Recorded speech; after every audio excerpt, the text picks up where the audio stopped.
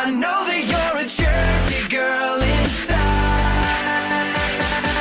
4 a.m. at a diner, stop singing, living on a And doggone it, people like me. I'm thinking maybe you're a Jersey girl with all those highlights in your hair. No other girl can move like you. We pump our fists, damn right, it's true.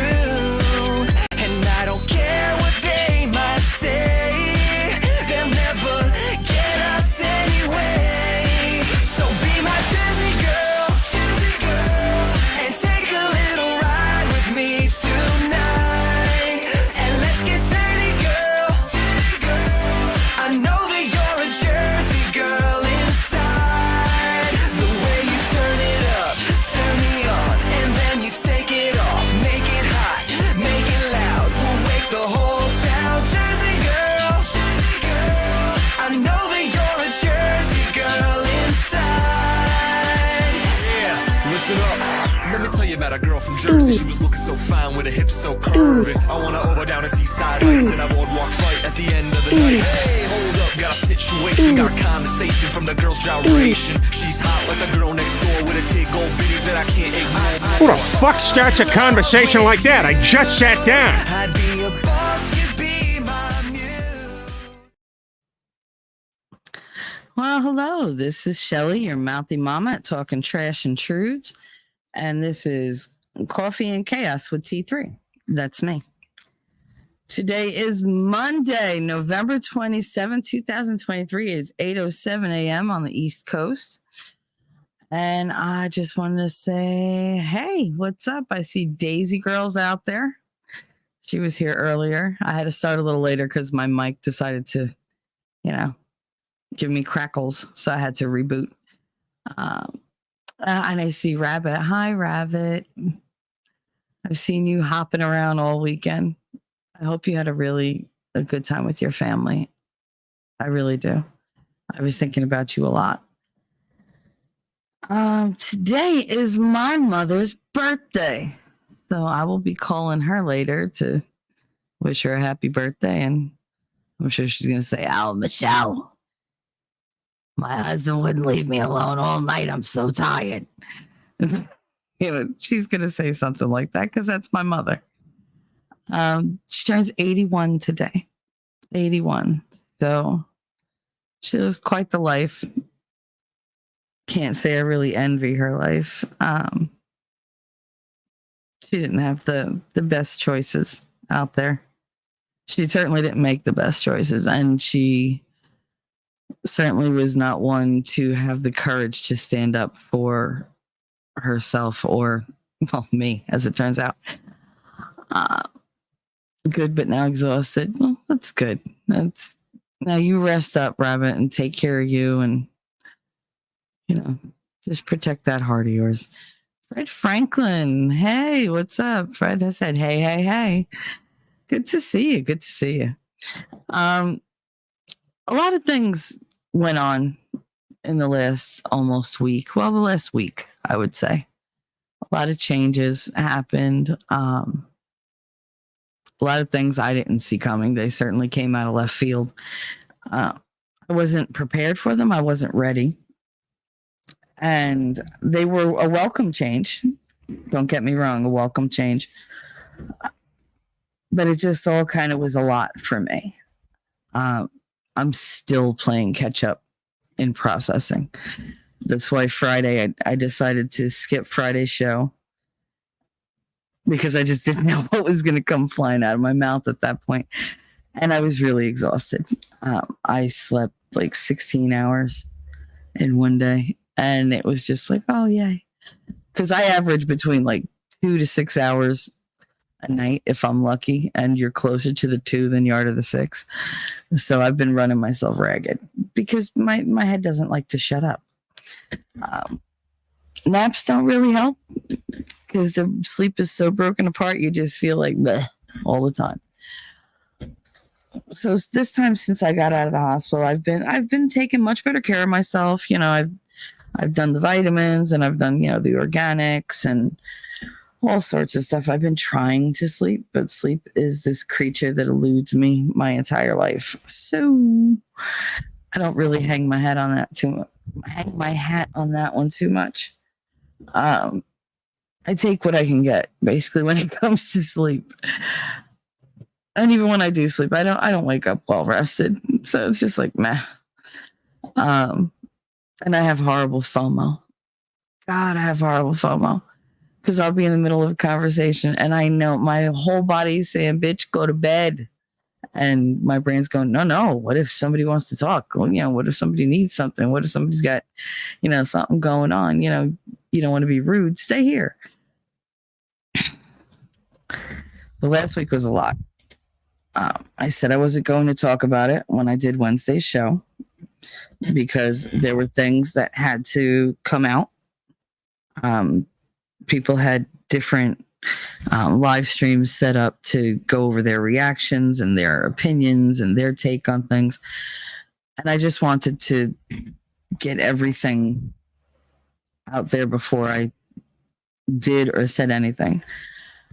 And one of the things I did was to mend fences. That was very important to me. Life is not guaranteed. It's really not. No day is guaranteed. I can't guarantee you I'll be here tomorrow. I can't guarantee you I'll be here 10 minutes from now. Shit happens. I don't want to leave a life full of animosity. I don't want to leave behind this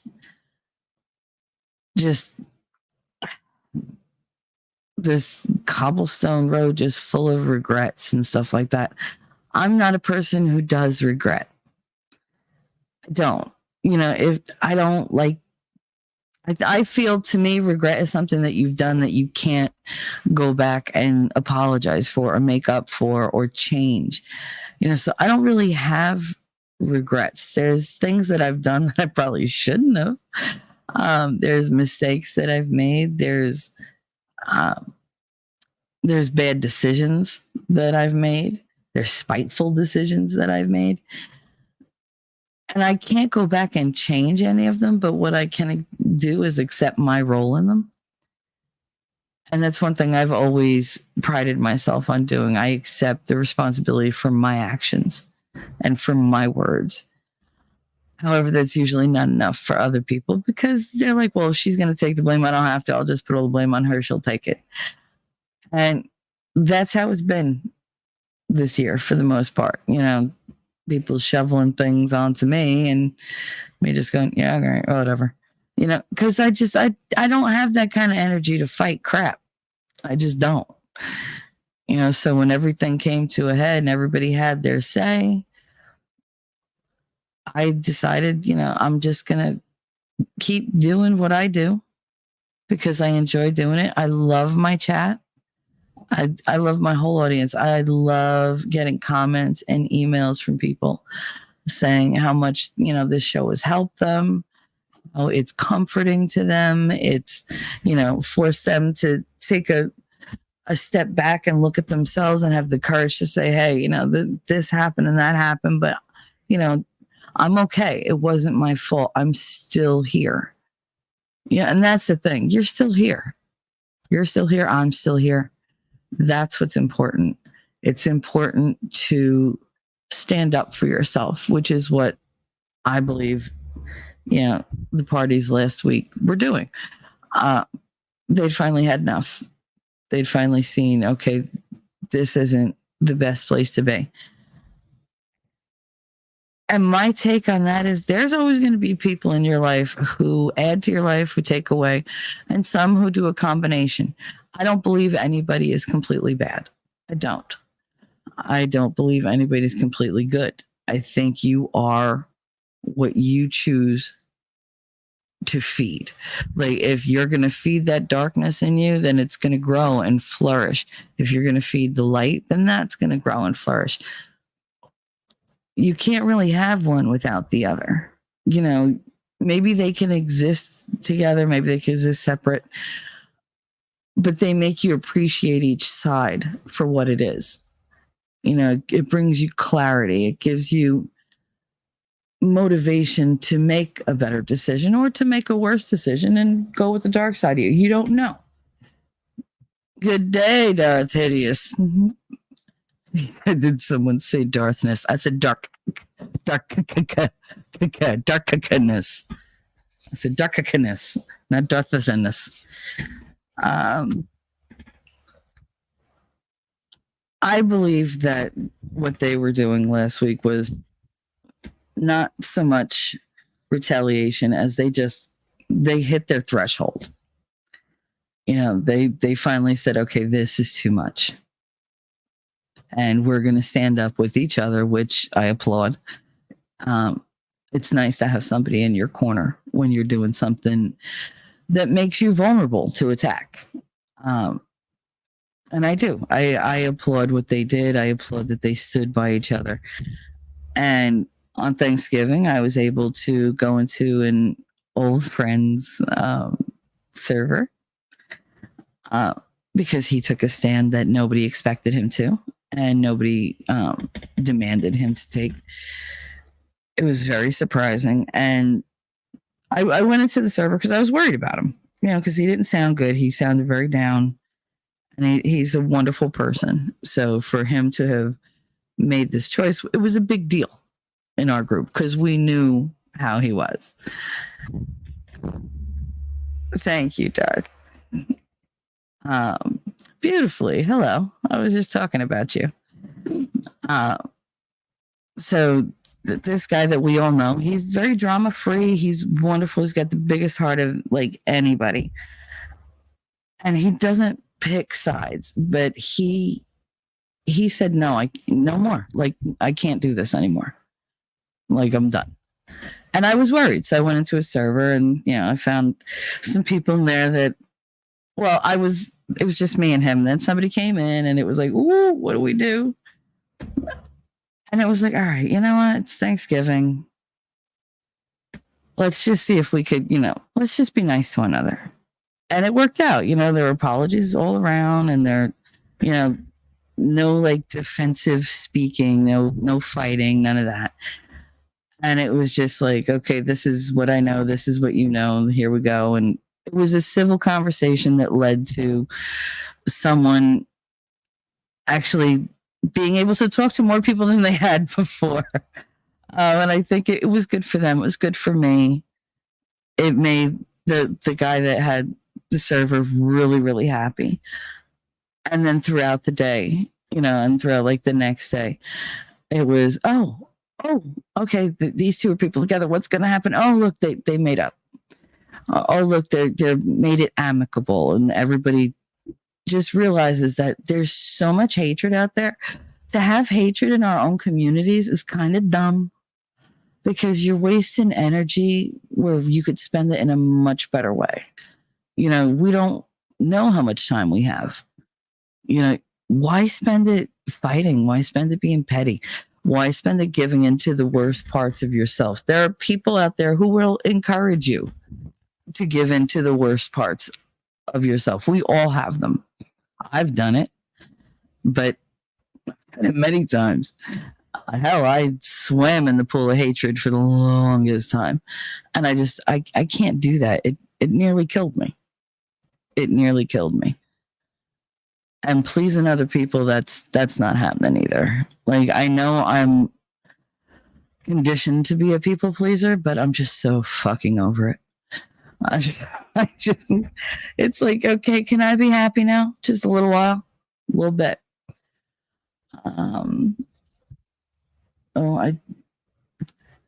I forget about chat this early in the morning because my brain's not really firing on all cylinders. The coffee and chaos today is happening without the coffee, so you're going to get a whole lot of chaos.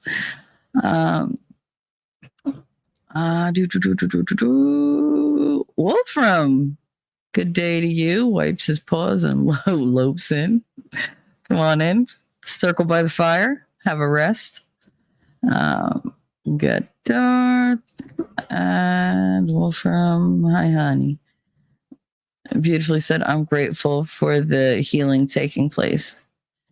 Absolutely. Darth said, honestly, as divisive as the world is getting, if you ain't coming together now more than ever, And this comes from the guy who don't like anybody. This is very true.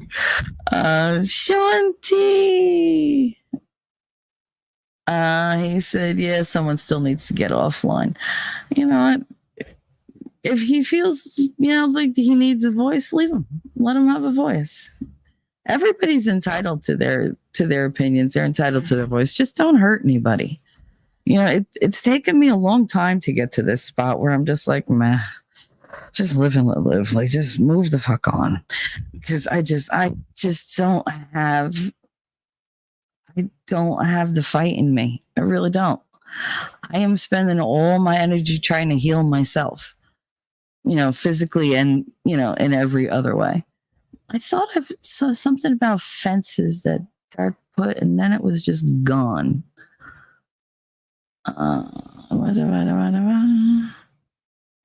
There we go. Darth Hideous, amending of fences, if you will. That's snuck in between the hellos. Yeah, and that's what happens. And nobody's saying that everybody's got to be the best of friends and we got to be in each other's pockets. I think that was part of the problem.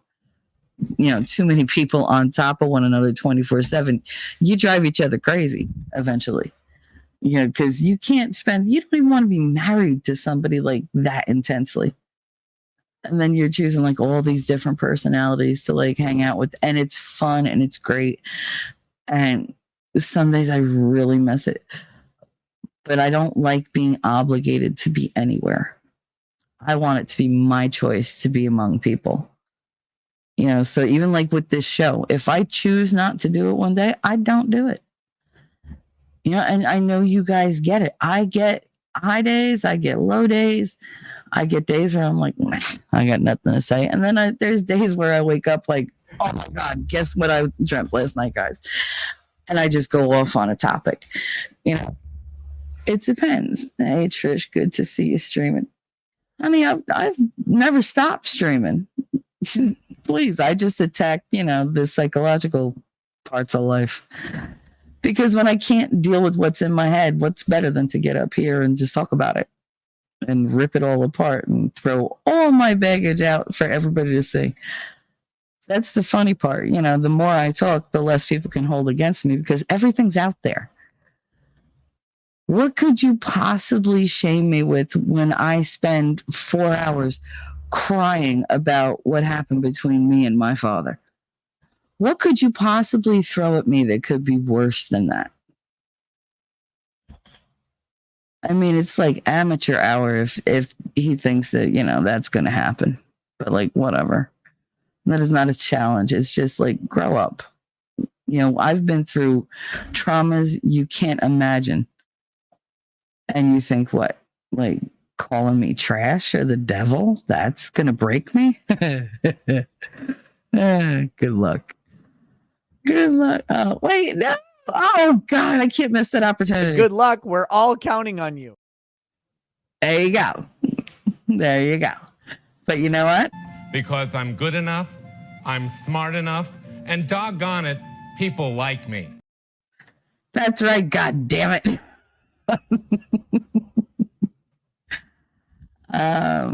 Darth said that's the way to do it. Yep. Rabbit, hit that like, strike the subscribe, ring the bell, change to all for notifications, and share. You make it sound so sexy, Rabbit. You really do. Shelly, you're helping make it through all that's going on in real life. Well, I'm glad, Rabbit. I would love to, be someplace that you can go just to escape for a little while. Believe it or not, I find my escape in an odd place. Most people would not guess where I've been finding it lately. And there's that bishop that I've talked about before, T.D. Jakes. There's something about his sermons, the way he breaks things down and makes it relatable. He chastises you, but he redirects you, which is what I need. I can't have somebody just tell me I'm wrong and then just leave it there. Okay, you're telling me I'm wrong. Help me correct it. Because otherwise you're just being an ass. if I tell you, well, you're not doing this right, but let me show you a better way to do it, and let's see if it works out this way. That's one thing. If I say, oh, you're doing it wrong, so stupid, and just like walk away, it's like, screw you. Like, teach me. Like, what is wrong with you? And he does that. He has this way of like, he's talking in front of thousands of people, and he's on the internet in front of millions of people, and I feel like I'm having a conversation with him. And it gets to me. It does. The things that he says, they inspire me toward different topics and different shows. And today, well, really yesterday morning, I woke up thinking about change. It's all I could think about. Yes, I have so many changes to make. I have to change doctors, and I have to change, clinics again, and I have to change, more parts of my diet, because like we're doing it little by little, baby steps. Oh God, this is how well trained I am. I can't, like, Baby steps? It means setting small, reasonable goals for yourself, one day at a time. One tiny step at a time. Baby steps. Yep, baby steps. So here's the thing. I lost my train of thought because I went into the baby steps. No, but I do. Let me get my brain together. I do need baby steps. I need small ways of fixing what I've messed up. There are things in my head that don't always go over right. I have trust issues. I have a lot of, I don't have so much anger issues. Anger usually is my default when I can't deal with something, or it's just too much. The anger comes out, and it's just like, okay. But I like the way Bishop Jakes goes about things. He breaks it down, and he makes me feel like no matter how big the problem is, I can get through it. I have to put the work in. So, like I said, I'm changing, my diet. Like, there's more organics, which unfortunately right now means a little more money, which with everything going up, it's really, really hard. I cringe every time I have to pay a grocery bill. And I have become so like, we don't need that. We don't need that. We don't need that. We don't need that. I'm like, oh, coffee, I can give up, this for that. I can give up that for that. But what I'm doing is I'm trying to go from the highly processed foods and enriched pastas and stuff like that to more organic, more healthy, and something that isn't going to land me back in the hospital again. Because twice in 1 year, twice in 6 months, that's quite enough. You figure in the last 6 to 7 months, I've spent a month in the hospital, and that's way too much for me. That's time I missed with my kids. It's time I missed with you guys. It's a lot more pain than I wanted. This one wasn't as bad as the first one because I didn't have the Pseudomonas. I just had the staph infection. But it was a lot more septic than the first time. So the fight didn't seem as hard because I didn't have as much physical, wound healing to do. I mean, there were wounds, but not like before. And I could walk around a little better, but this time it was more systemic. And that was scarier, I think, because I was really sick and I didn't even know it. I didn't even know it. Wolfkinder. Oh, Wolfkinder, hello. Processed food is killing us. Yes, it really is. And it's amazing. Everybody's like, oh, organic. You could really taste the difference in the beef. Like I didn't realize, like I actually like cut into a steak, just a little, piece of steak, grass fed, organic, whatever. It wasn't much more expensive than the other food, than the regular meat. But the taste, oh my God, it actually tasted like meat. I was so happy. All I needed was just a little bit of pepper. I didn't need salt. I mean, nothing. Just, I had the salt from the butter, but I little pepper and I was good to go. And they were delicious. And that's how I stepped up on these wounds this time. But I've also started with vitamins. I replaced all my meds except for my hand tremor meds and my thyroid med. So I only take 2 prescription pills now, which is amazing. I was taking like 9. And I was taking all these antidepressants and anticonvulsants and statins and like all this stuff. And it was, you guys were here for it. Castro, what's up? You guys were here for it. You heard me disconnect. You heard my brain just stop working. Like my mouth was working independently of my brain. And I was just talking gibberish. And that was every day. And I'm not the type of person who deals with brain fog well. I like to be very mentally clear. I might be crazy, but intellectually, I need to be like on point. I do not like, forgetting things. I don't like going off on a tangent and being like, where am I? What day is it? What's going on? Like, and have that reset. Darth Hideous. Some of us heard it more than others. Yeah, well, between the screaming and the gibberish, I was not in a good place.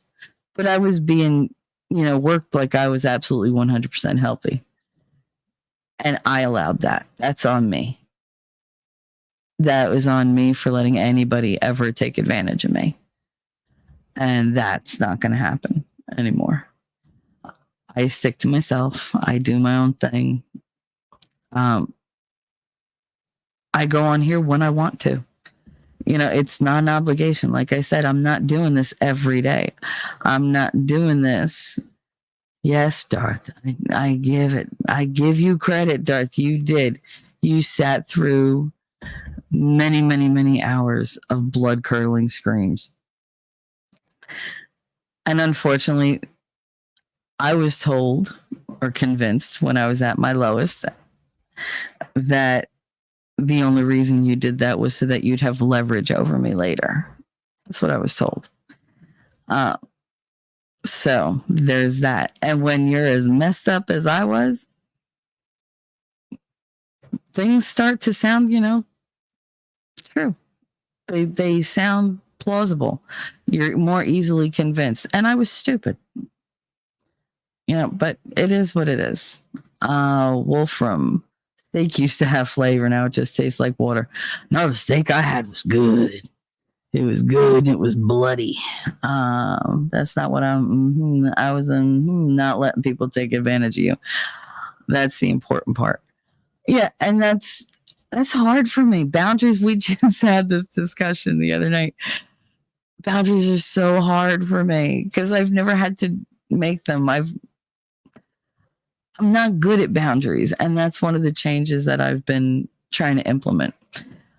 But it's difficult because when you grow up constantly having to be good and having to people please, it's very, very hard to turn around and say no, to ever stand up for yourself because you're desperately afraid that people are going to leave you. I didn't make them completely happy. They're going to drop me. Beautifully inappropriate. When you're lonely and isolated, it's easy to fall into anything. It's true. It's true. And when you have something being repeated to you over and over and over and over, much like the news does to us and everything else, eventually you learn to accept it because now you've heard it so many times. Well, it must be true. Because and a part of you is just tired of listening. Probably was just like, fine, whatever, I give in, you capitulate. Because you just can't fight all the time. Even soldiers get a break. They get leave that I didn't have any kind of leave, and it was driving me nuts. Because it's like, God, you can't go anywhere. You can't take 10 minutes to yourself. It's just, ugh. And it was a lot. And it just wore me down. And I made bad decisions, and then I made good decisions, but they didn't turn out so great. There were repercussions, whatever. I roll with the punches at this point. I just knew that I wasn't going to get chased out of here by anybody. I wanted to get back to what I was doing before. Before I got embroiled in that whole thing, I was helping people. I was talking to people. Hell, Darth and I ran a Christmas Eve show just so that people who didn't have any place to go had a place to come and hang out and listen to us bitch at one another. And we had a great time. And I do believe we helped quite a few people that came in and had nowhere to go. And they were like, you know what, you made my night. Like, you made me laugh when I thought all I'd do was get drunk and cry and, do something stupid. Darth Hideous, the problem is that's not a baseless fear. However, you can't make anyone stay. So, yeah, don't adjust. I know. All you had to do was learn the magic words. Go fuck yourself. I know those words, but I just, sometimes it's hard. You're so trashed that night. Yeah, you were trash, but you were fun. You were a lot of fun that night. Wolfram, if you tell a lie long enough, it becomes accepted as the truth. Goebbels. Yeah. If you sell the same bullshit over and over and over, eventually somebody's going to buy it as truth. Beautifully. I want to reclaim all of our time. And see, that's the thing. If you see what I put underneath my name, time waits for no man. And that is something that I've come to discover that's really, really true, because I've lost so much time in this life, and I've lost it for bullshit. I just wasted it. And you can't get it back. T-Rex, hello to you, honey. Keep on trucking. He's always so happy because he doesn't pay property tax. Dart said that's how the government works. Well, you know what? Some people are like the government, and they're good at it. They're good at selling themselves. They're good at their own propaganda bullshit. And you fall for it. Like I said, last Lady Awesome. Hey, Shell. Hey, chat. Just caught up to live. Rabbit, I need some sleep. You go to sleep, Rabbit. Thank you for chiming in and for helping. And we really do love you, Rabbit. You have been in my heart all week, even with everything going on. I was more concerned for you than I was for anybody else. So just know that we love you and we're with you always. Darth, yeah, they usually work for the government. Feds and liberals. But no, like it was a rough road. But I think we all learned a lot. I do. I think people learned a lot about each other. They learned a lot about themselves. And I think it's good to go forward, and hopefully somebody else will learn about themselves. And maybe they'll have, the ability to change. I like to believe everybody has the ability to change, even if they don't have the desire to change. The desire to change comes, I think, later in life sometimes for some people, when they feel they're running out of time finally. Beautifully said. Rabbit, take care of you so you can take care of them. Absolutely. I said X to doubt. X to doubt about what? That people change? Well, I don't. Oh, that he'll change. Oh. You're talking about somebody with zero self-awareness that's patently evident.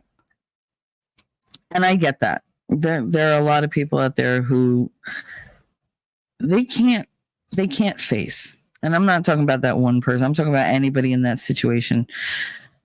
sometimes there's so much and so many lies that you've told yourself that you just can't accept the truth. You can't. It would be too much of an awakening. It would bring your whole world down around your head. The only reason that I have any hope for like right now is the whole world just came down on his head. So this would be the time to take advantage of that and do a little, introspection.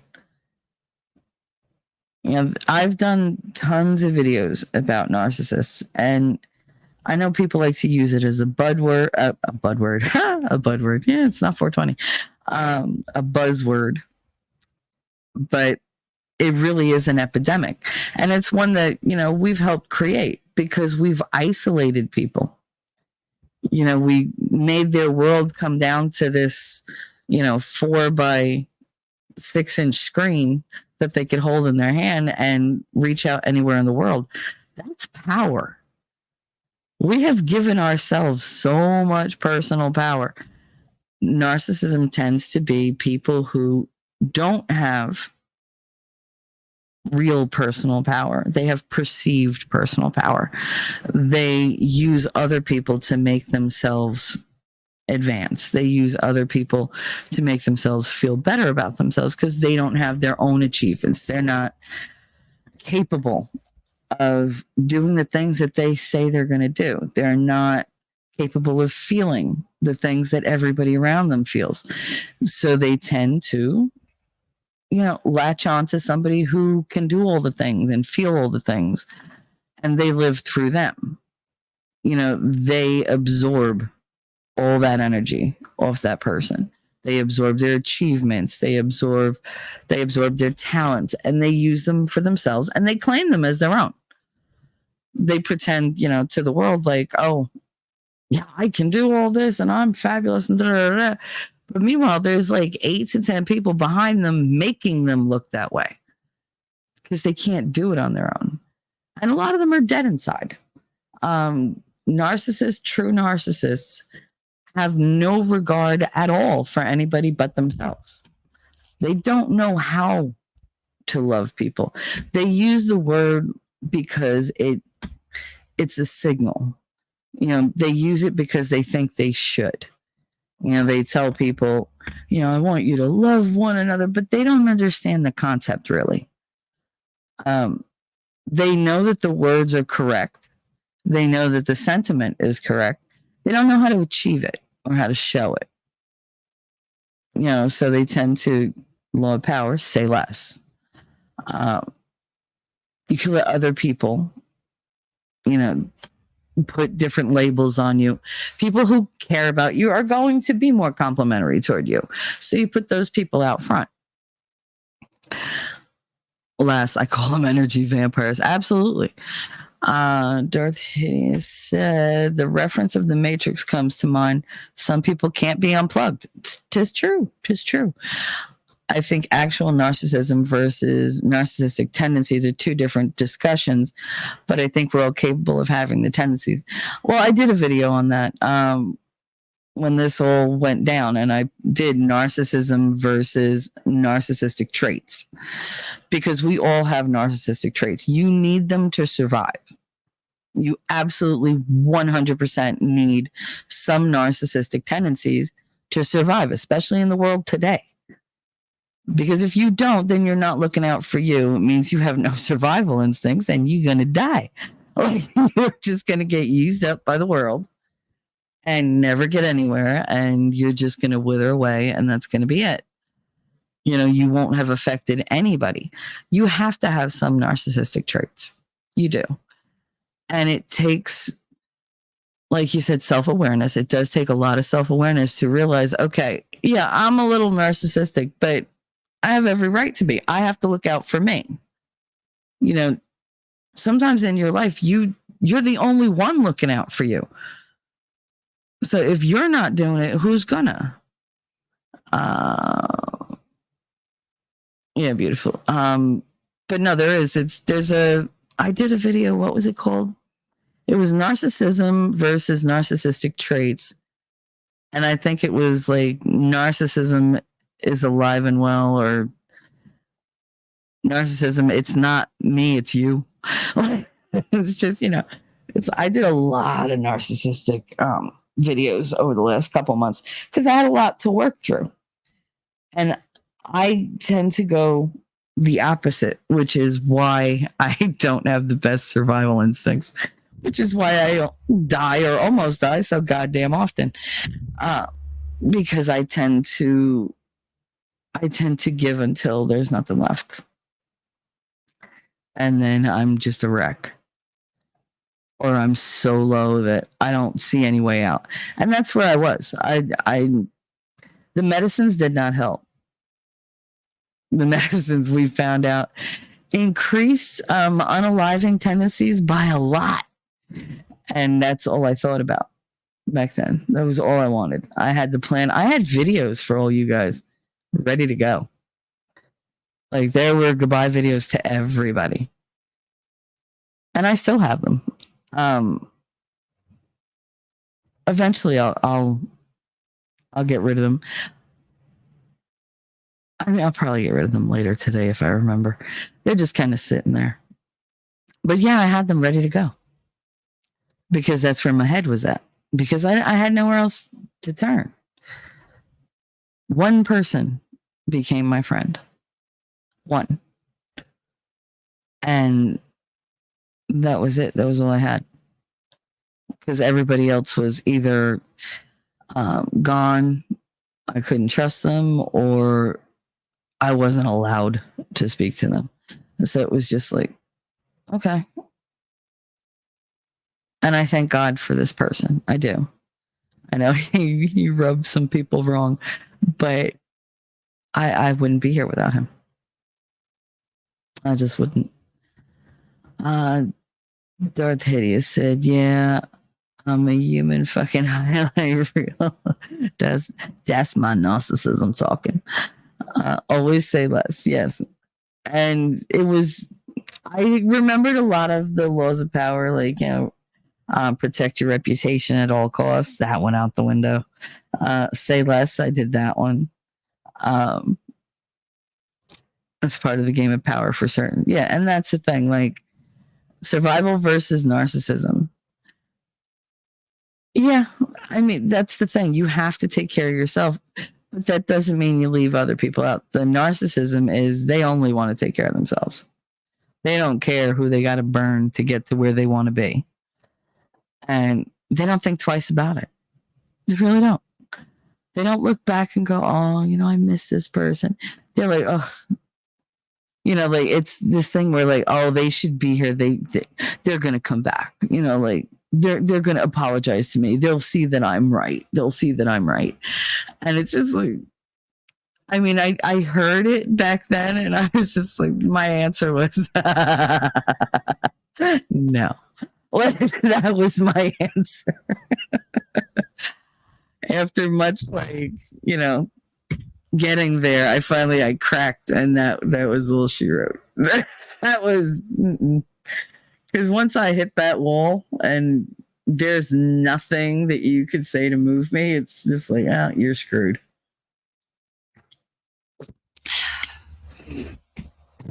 Darth Hideous. Tonight's law, I think, actually going to cover some of the content of this discussion because it's law 20. Don't commit to anyone. That's my shameless narcissism self-promoting. No, that's fine. We're all about cross-promotion here. All about it. I believe in promoting other creators' works. And I mean, like, I've been stopping in and either rewatching, or if I catch you live, I'll listen and I lurk. For anybody not in the know, I fucked with Dart so bad the other day because he was talking about a list, and he's talking about a list of things you can't, first dates you can't take a woman on or whatever. And he's like, I wish I had, so I DM'd him the list, and he's like, And it tickled me so much. Because I was like, oh, I put him off. Fucking made me laugh. So T-Rex said, I'm learning this lately, Shelly. I got to be a bit selfish, but not in a jackass way, just in a way that I got to take care of me first. Absolutely. Jacob Castro, is ego death the opposite of narcissism? No, your ego is good for you. Your ego will protect you from a lot of things out there. What you can't do is let your ego lead your life. Your ego should be a part of you, but it shouldn't be all that there is. Like, ego is not the gathering of your achievements and stuff like that. Your ego is you thinking what you think of yourself, what you project to other people. It's not necessarily based in truth or achievement. It's just how you feel. The ego and the id, these are two things that if you let them run rampant, you're going to overdo everything. You're going to overreact. You're going to over dramatize. You're going to overcompensate, because that's what it does. It hypes you up. It hypes everything up. It takes it to the next level. And narcissism, I would argue, yes, their egos are what, motivates them, but they're also, this is coming out so jerky. The ego for a narcissist is contrived. They know that they don't have what it takes to actually back up how big they've allowed their ego to get. It's hollow. So if you call them, that's why if you call a narcissist on their bluff, they freak out. The same way, like with my narcissist, I just cut all ties. That was it. I cut off the supply, the energy supply. So if you want to rage and talk and do whatever and scheme, you do it over there. You have fun. I don't give a fuck. How about that? I'm not going to give you that back and forth. I'm not going to let you see me if I'm upset. I'm not going to let you hear it if I'm upset. What I'm going to go and do is I'm going to go out there and I'm going to be me. And I'm going to talk to people. And I am going to be myself. And I am going to try to work through my issues and make myself better. So that if somebody else comes along like that, I'm not so gullible. I'm not so easily influenced because I'm alone or because I'm afraid. I want to be able to say, I don't appreciate what you're doing. I see what you're doing. I don't appreciate it. And I don't need it. And the thing is, this taught me that no matter how close I am to somebody, if it's going to hurt me, I can still walk away. I can shut the door. No matter how much it hurts, it'll pass. It'll pass. I've said goodbye to so many people in my life, whether by choice or by death or whatever, that I didn't think I could do it again. I also didn't think that I could feel things again because I had shut myself off for so many years. Like, even my idea of love was surface level because I couldn't allow anybody so close to me that they would actually get in my heart and be able to break me. It felt like that, but they couldn't actually do it. And I was actually worried that maybe I wouldn't be able to have feelings anymore. Well, maybe everything would just be apathy. Like I would be apathetic toward everything. Because I stopped watching movies. I stopped watching TV. I stopped reading. I stopped listening to music. Everything had a trigger for me. And I can't live that way. You can't live that way. Constantly walking on eggshells, constantly berating yourself for even existing. Wondering, why are you always so easy to leave? Why? Why do people give up on you so quick? Why do they turn on you so fast? That's all stuff I had to look at. And I mean, I know I'm abrasive. Fuck you. Right? That's how it is. Life made me abrasive, but I'm also the first one who's going to, hug the shit out of you whenever you're hurt. There's that duality in me. I can't be one or the other all the time. Sometimes it's a mixture of both. Sometimes it's neither one. Sometimes I'm just, I need alone time. And I'm a person who sometimes I need to withdraw, and I need to process, especially like this last week. This last week has been so much to process. And I wasn't getting that. And it was running me down in every way a person could be run down. And finally I met somebody who gave me my space when I needed it, and who got in my face when I needed it. And they know me. I don't know what I'd do without them. I really don't. Darth Hades, I don't think keeping them is healthy. Keeping what? I broke a lot of laws. I always break a lot of laws. Jacob Castro, do you mean like experiences with psychedelics? Oh, jeez. I'll allow found ego death. T-Rex, I'll allow found ego death, just allowing one subconscious to live in the front of the brain for a short while to work through stuff. Okay. I'll allow for ego death. Just all right. Maybe rewrite that one in English, because I'm not getting it, honey. I'm sorry. Darth Hideous, he broke law 19, not knowing who you were dealing with. Well, yeah, because I tend to, I was a trusting person, and plus, some people are hard to ignore. When they want something from you, they will put themselves in your path until you just go, what? What do you want from me? Like, just tell me what you want so I can just get you off my freaking back. Darth, you did the helpful. I was so happy. Gas Station Sushi for whoever wrote that list. Yeah, no, that was a terrible list. There was nothing on that list except the family function thing that I was like, there's nothing wrong with this list. Freud was a hack. Yeah, young Freud. He spelled Freud wrong. I like all their theories. I still have to get into Piaget's theories, his stages, because I think that's something that actually leads to a lot of narcissists being going from having narcissistic traits to having narcissistic personality disorder, because I think there are a lot of developmental stages where not only were the stages not met correctly, they were opposed and abused in a way. And I think that there's a definite correlation between those stages and narcissism, and I want to look into that.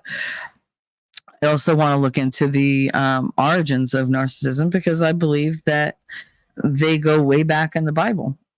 I do believe that there are examples of narcissism where it was born, where it came from, but I'm not going to give that away because I'm still working on that. That's a lot of research. Yes, I do research for my things because I have topics. Every show is a topic. So, welcome to the show with a format. I know, it's weird. I still go on a million tangents, and sometimes we squirrel so bad it winds up being 6 hours, but, Wolfram, you be you. If someone can't accept that, you don't need them in your life. I agree, and it's easy to say that for me. It's just not easy to do it, because when I love people, I love hard. I do. And it's equal for everybody. I want to give everybody the attention that I think they deserve. And then I forget about me. And then when I want attention, they're like, ugh, she's so selfish. Like, really? You're really going to go there?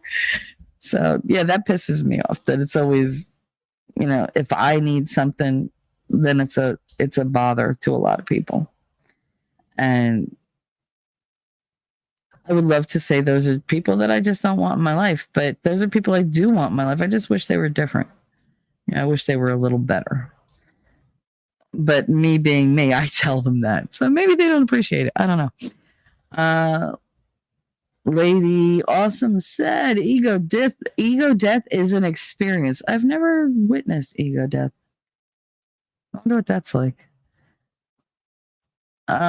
Jacob Castro, I'm a big fan of Piaget. I believe he was a genius too. Yes. He absolutely was. There were so many things that he addressed that I had learned about that I was just like, oh, this leads to that. It leads to this, and it's connected to that. And then I go back and I'm like, well, I know this about my past and I know that about my past. So I know that this wasn't met. And I can try to correct it. I can try to adapt or at least accept certain things are never going to be what they should have been. But it's difficult. It's difficult to look at yourself and then come up here and say, hey guys, guess what? These are all the things wrong with me. It doesn't leave a whole lot of room for pumping yourself up. So luckily I have somebody who likes to pump me up. So I rely on him for that. Anyway, today is about courage. It's about change, and it takes courage to conquer fear. So T.D. Jakes did a sermon called The Courage to Change Course. And what he said was to know better is to do better. This is what we think, right? We think that if we're more informed, if we know better, we're going to make better decisions. And the fact of the matter is we don't. We all know better.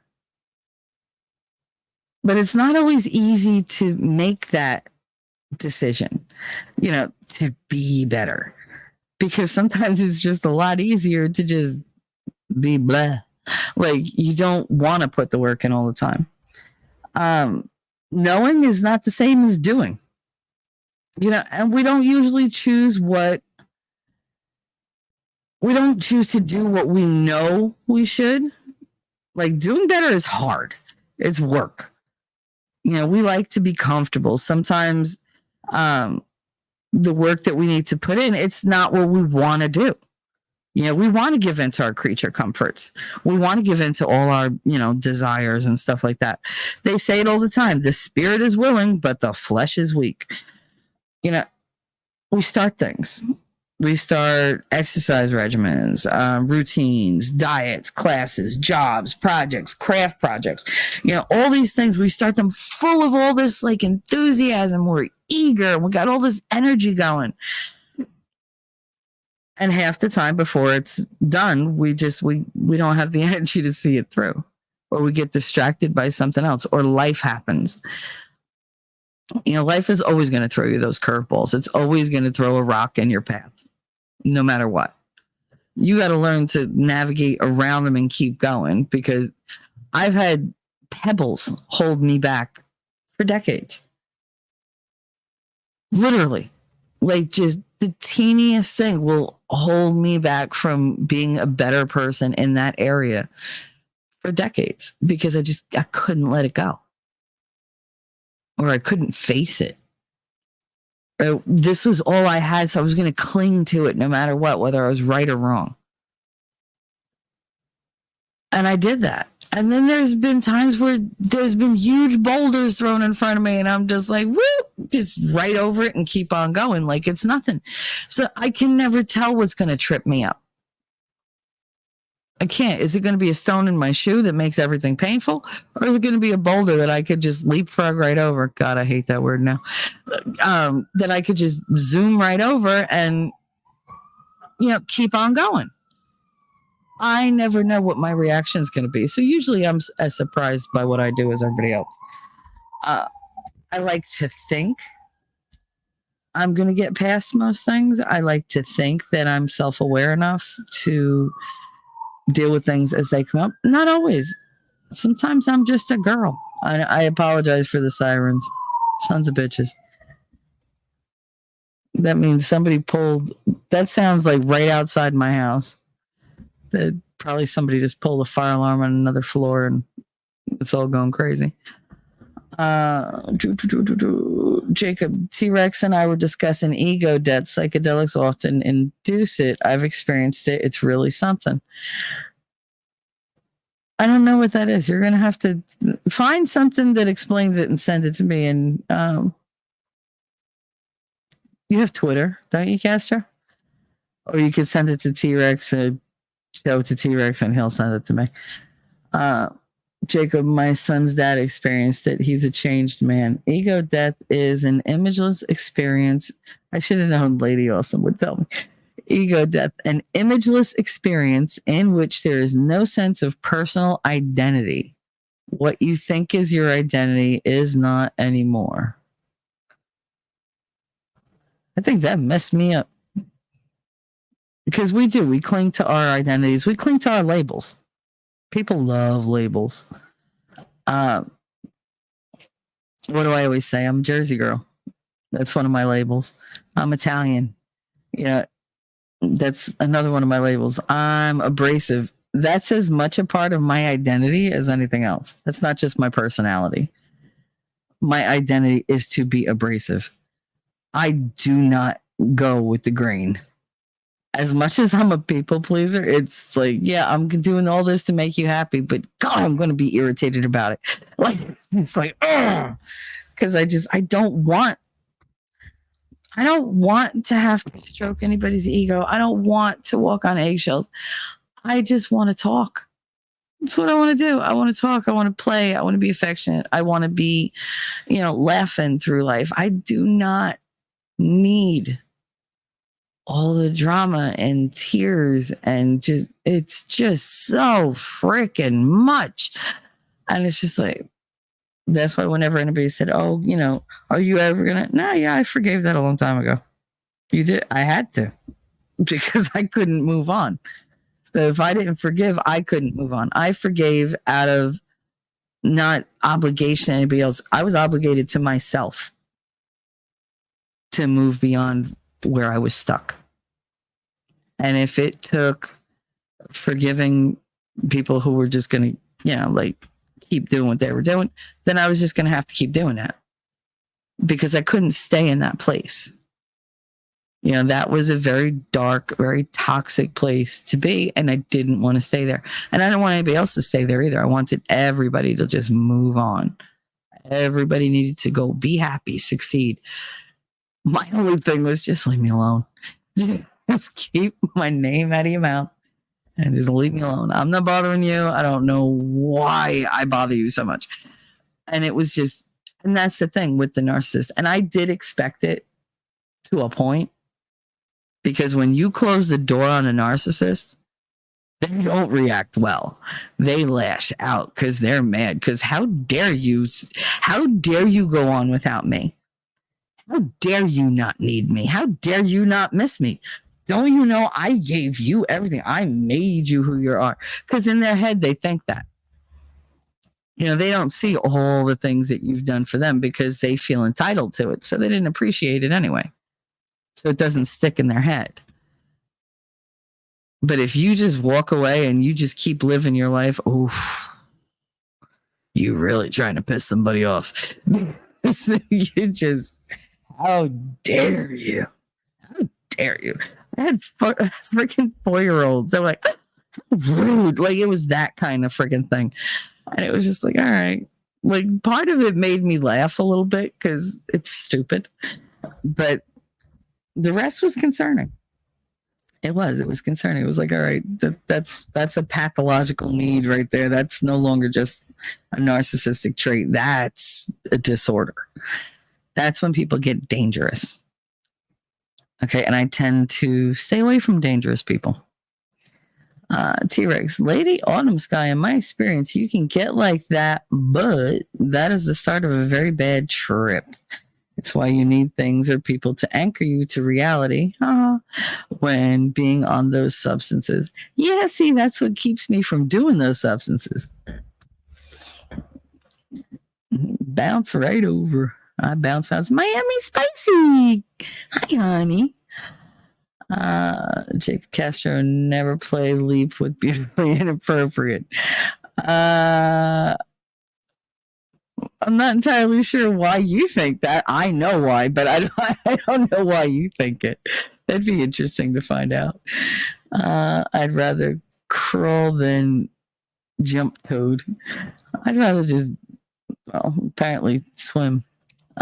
Twitter, I only drop in to troll occasionally.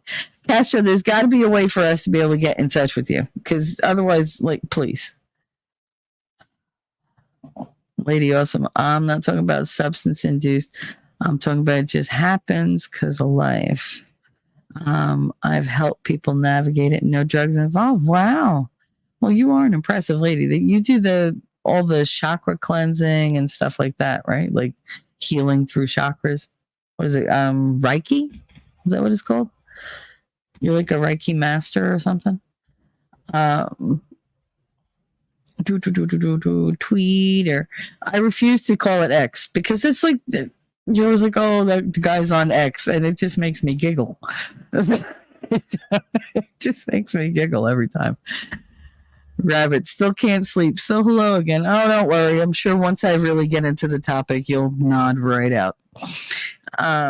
Miami Spice, thanks for your help a few hours ago yesterday for Rabbit. Aw, Rabbit's always helping out. You're a good egg, Rabbit. Good egg. Guten Morgen. Mammy Spice? That just brought a whole weird visual, calling her Mammy Spice. I'm picturing her on a plantation with Scarlet, like Mammy Spice. You're welcome. It was a good escape. Real life. It was good to escape real life. Jay was so excited to be a mod. Oh, she got made a mod on where? On Experts? Because that would be hilarious. I'm dying to go back and see just how drunk Val got. Because when I left, he was on beer number 4 and he was already like, you bitch. I was like, oh, damn. I was like, here we go. That's how you get your power back. Yeah. She's a Reiki master. That's right. See, I knew. Yay. Reiki pronounce. I don't know how you pronounce it. You're lucky I knew what it was. I knew it started with an R. Reiki. Okay, Reiki. I'll try to remember that. Reiki. You can just Google ego death. I'm not interesting myself. Castro, you're unhelpful. Unhelpful. But I love you. All right. So, like I said, we tend to quit stuff before we, see it through. And we start relationships with people. Sometimes we have the best of intentions. We're full of hope and feelings and ideas. And, there's this huge thing where we want. That want is always there. Whether we want, attention, affection, like honesty, it doesn't matter. There's always that well of want when you're going into a relationship with somebody. And as time passes, maybe the person realizes you aren't what they want. Maybe you're too much work, or maybe you aren't bringing them the dividends that they thought you would. And now they're stuck with you. You can change in many ways, some of which, can be devastating if you choose to chase them away, rather than just be open and honest. Some may choose to ice somebody out of their lives. Like coldness is a very big weapon that people use. I've done it. I've had it done to me. I hate being iced out. I hate the cold shoulder. I hate the silent treatment. Nothing pisses me off more, and nothing will send me running quicker than that. Some may be intentionally mean so that the person runs away to protect themselves. Some people betray other people's trust, and they work, that they worked overtime to build, which I never seem to understand, because You spend all these months trying to get this person's trust just to break it on purpose because it makes you feel more powerful as an individual. How does that make you? I would feel more powerful gaining somebody's trust because that means I'm worthy of it. To turn around and break somebody else on purpose, to me, that's just, you're just a lower life form. You're a piece of shit. I got no time for that kind of shenanigan. Like, I've done it. It's not a good feeling to do to somebody. It never made me like feel like, oh, I'm king of the world or whatever. Like for a half a second, it's like, ha ha ha. And then it's like, oh, you bitch. You know, like, because I'm Catholic and guilt is my best friend. No guilt and winning, but you know, guilt is like my constant companion in life.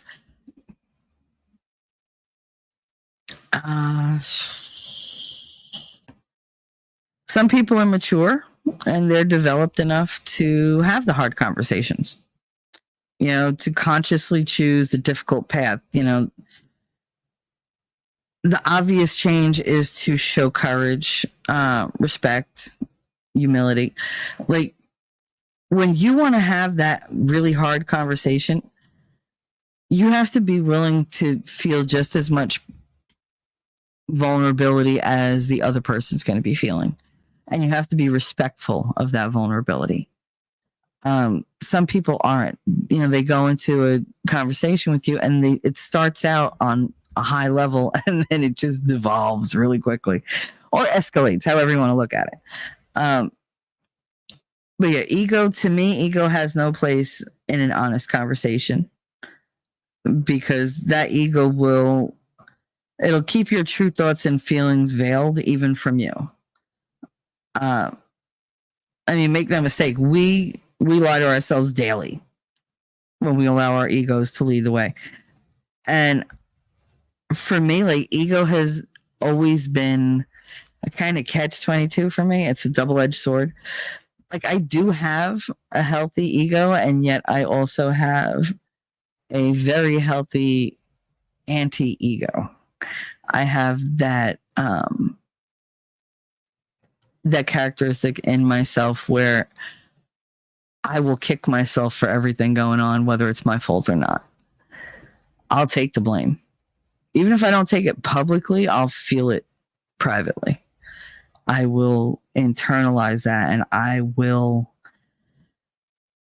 beat myself up over and over and over.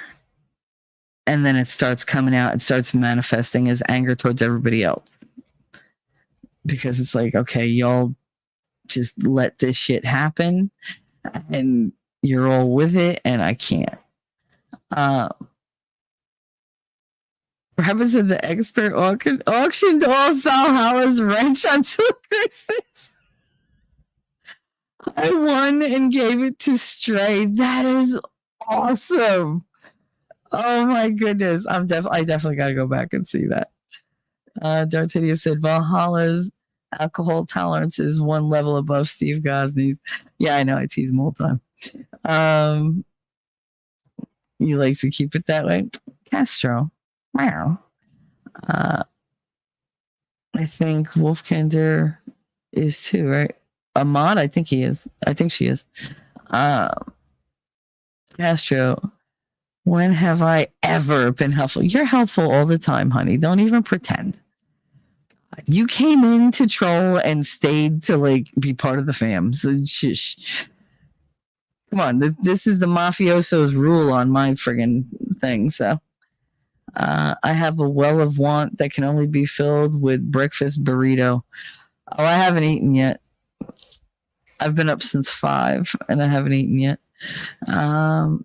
Beautifully inappropriate. Things are more likely to work if others don't have ulterior motives. And that's the thing. It's, you don't always see what motivates people to do the things they do or say the things they say. And by the time you do find out, it's too late. The damage has already been done and you just gotta, you gotta recoup. Sometimes you gotta eat crow. Sometimes you gotta take a step back and go, you know what? I'm just gonna hibernate for a little bit, let things die down. Sometimes you just gotta make people realize that you're not going to be there all the time. Make them miss you. I'm terrible at that because I never assume anybody's going to miss me. And that's not, like, that's, I guess it's self-deprecating in a way, but it's honest. I just don't see why anybody would. Wolfie. Hey, Lady Awesome. Yes, I'm going to say it wrong. Ray K. Master 2, we need a secret handshake. Oh, Lord. How about you just have this secret that you all know how to say it, nobody else does?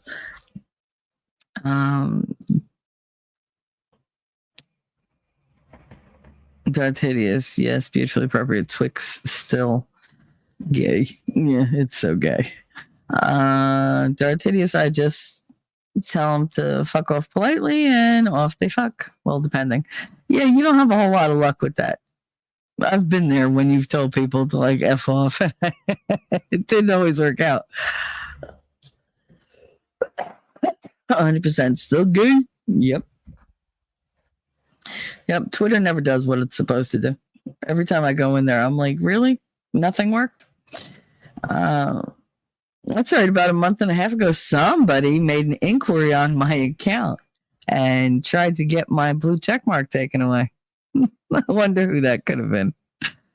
But it didn't work because I got ahead of it. And my blue check mark is alive and well. Yeah, good fucking luck removing the ego from any interaction.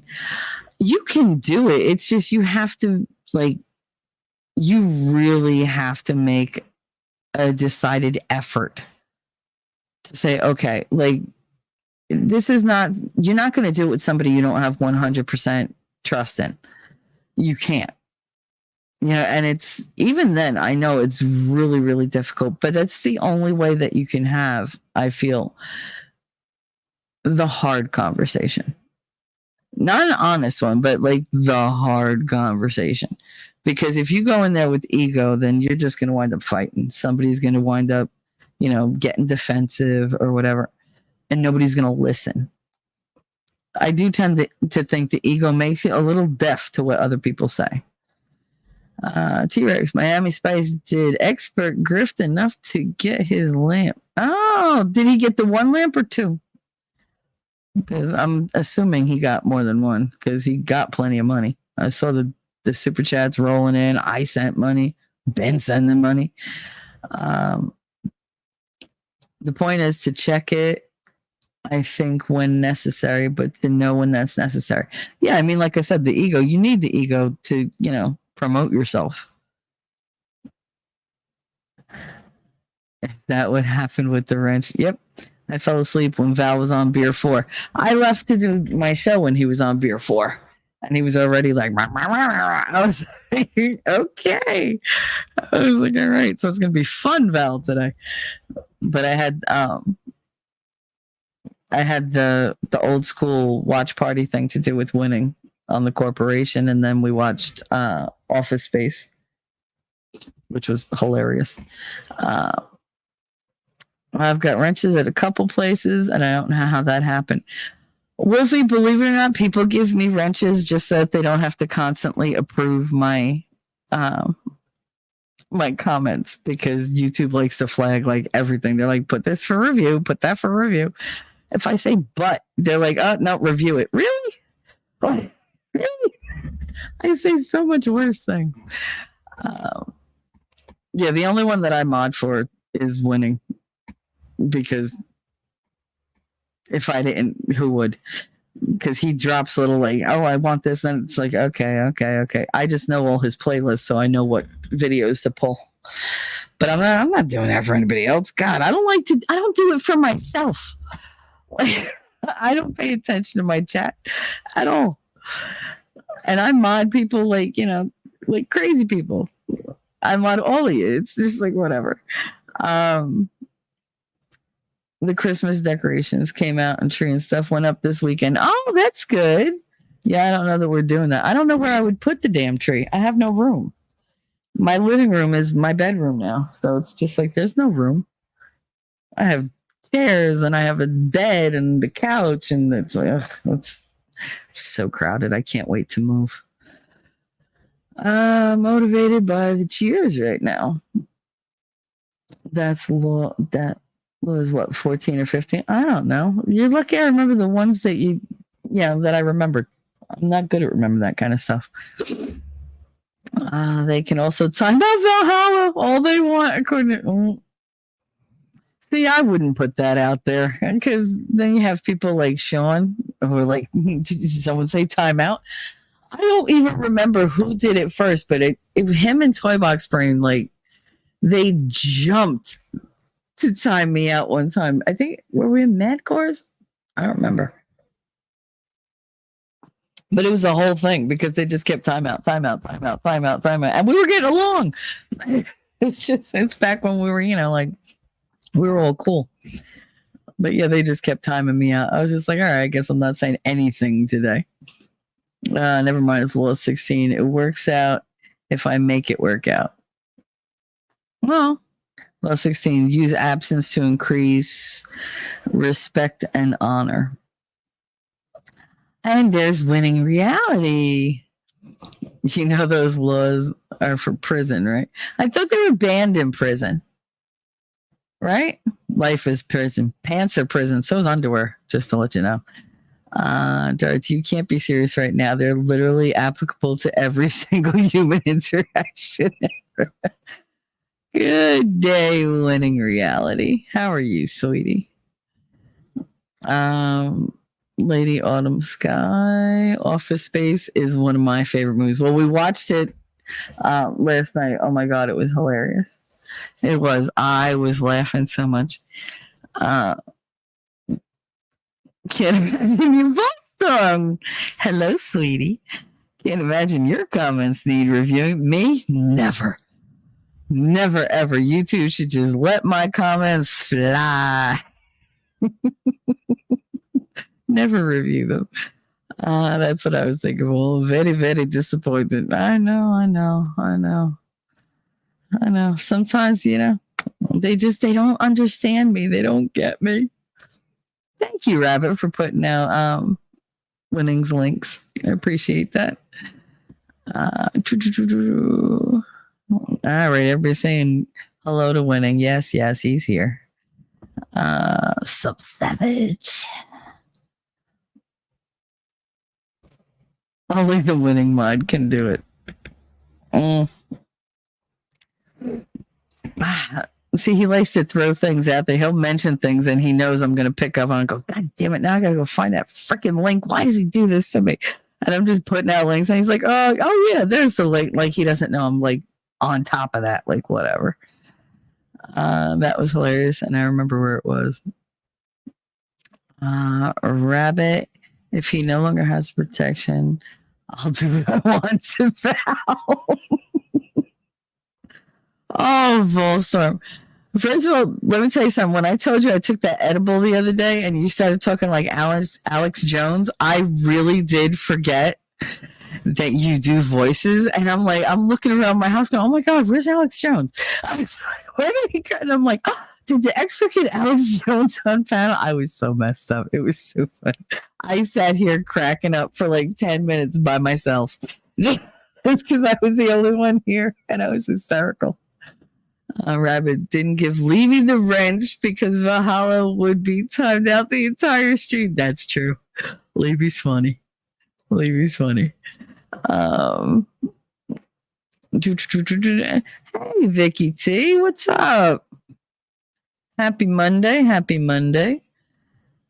And Nerd, what's up? Hail, the gang's all here. So, back to script. And yes, I write it out so that I can keep myself on track because I tend to get involved with chat and I get lost. All right, so where was I?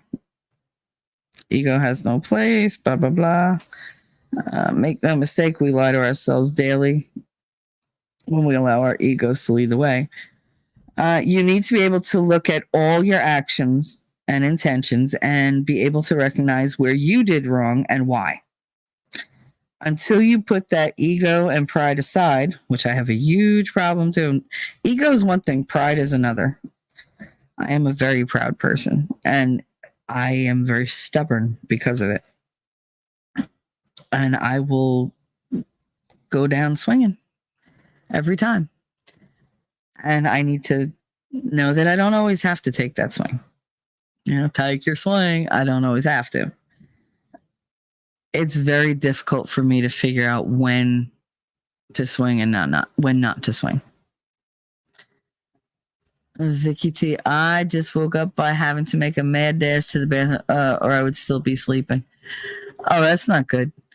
Last week, all I did was I spent the whole week in the bathroom, literally. If it wasn't I woke up 3 o'clock in the morning screaming for a bucket because I couldn't get up out of the damn electric chair fast enough. Because, I was laying down and it takes a while for it to get up. And I was just oh my God, I am going to puke everywhere. And it was my nerves. It was all my nerves. My nerves have had me shot for days. I had to tell my son to hide my Xanax because I just kept looking at the bottle. I was like, nope. I was like, do me a favor, take this and put this somewhere in the bathroom where I'm not going to find it. And he was like, but you'll know it's in the bathroom. Okay, but I'm not going to go all the way there and go looking for everything. Just hide it. So he was like, all right. So I don't have those to fall back on. So it's been oh. But I did have to take, before I let him hide them on, when was it? Wednesday. That Wednesday night stream on Mad Course, which was amazing. I had to take his Xanax and I had to hit the bong because I was shaking so bad. My teeth were chattering. I was shaking so bad and I couldn't stop. Just because you guys don't see me lose my shit doesn't mean that my nerves haven't gotten the best of me. All right. So until you put that ego and pride aside, nothing will change the way you need it to. Maybe not the way you want it to, but the way you need it to. So TD Jake said in his sermon, the courage to change course, that sometimes your ego will make you be loyal to a mistake. And that really that one hit me. I was like, all right, let me think about that. And it did. It hit me like a ton of bricks because how many times have I allowed myself to be used because I couldn't admit that I was fooled? Because I couldn't admit that I made a wrong decision. How many times did I get on that hill and stomp my foot and say, you didn't do this and you didn't do that, without turning around and looking and saying, okay, maybe they didn't do that, but they did something else. Or, maybe you're setting expectations where you shouldn't. Or, well, what have you done? Stuff like that. I will do that. I will make a mistake and I will be so loyal to that because I can't admit I made the mistake. It depends on the degree. It depends on what kind of thing. It depends on how much egg I'm going to have on my face at the end of the day. Sometimes I can own them 1, 2, 3, and sometimes I just can't. And I need help. I need grace and I need help.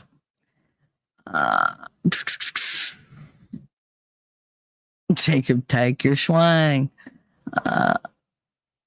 I heard pride is the most deadly of the 7. I also tend to think it's probably the most common. I don't know if it's pride or envy that I would say are the deadliest. Pride tends to make you feel the repercussions. Envy tends to make other people feel it. I did one on envy last week, on malignant envy, or malicious envy. I forget which one it was called. Malicious envy. Because you can't have something, nobody else can have it either. And those are the type of people that, unfortunately, they are narcissists and they run rampant. And because they have no remorse, they will run roughshod over you, steamroll over you, make sure that there's nothing left, and then play the victim card. Oh, woe is me. Look, I'm without, and blah, blah, blah, blah, blah. So, Volstorm, without a doubt, Madcore had an incredible stream. Oh, yeah. Him and Winning were amazing together. Amazing. And I know there's people out there who say, like, yeah, you know, Winning stands up for me or whatever. He's white knighting. He's not. He's my friend. And he knows that I wasn't going to go out there and say anything. And he was like, well, then I'll say it for you. I was like, all right. And basically just don't, you know, like, don't push it too far. Like, you do you, but he knows me enough to know what I'm willing to say and what I'm not. You know, so I completely trusted him to go out there and have my back about it without digging my hole a little deeper. Beautifully inappropriate. I don't know how I held it together for Tuesday's stream. Well, I can honestly tell you, during your guys' stream on Divinities, I didn't hold it together at all. I was a fucking wreck. I was worse on Wednesday, but Tuesday was bad. Monday wasn't great either. Sunday when I saw the stream. Yeah, it's been one very painful road, I think, for all of us, and we all have a lot of healing to do with each other and individually. I think it's just important that we don't give life to that anymore. Like, that's something that, as fun as some drama can be sometimes, and it can be, you all know it can be. If it wasn't, nobody would be drawn to it. It can be fun to have, like little dramas, even make-believe dramas. But that kind of thing where you're literally trying to destroy people, nah, that's psychopathic. It's you have a real problem if you want people to carry this kind of agenda out for you so that you feel better. My whole thing was, this whole time that this has been going on, I'm like, but why is he so mad at me? I don't get it. All I did was leave and keep my mouth shut. And yet I'm trash and I'm the devil and I'm all these horrible things. I was like, what the fuck, man?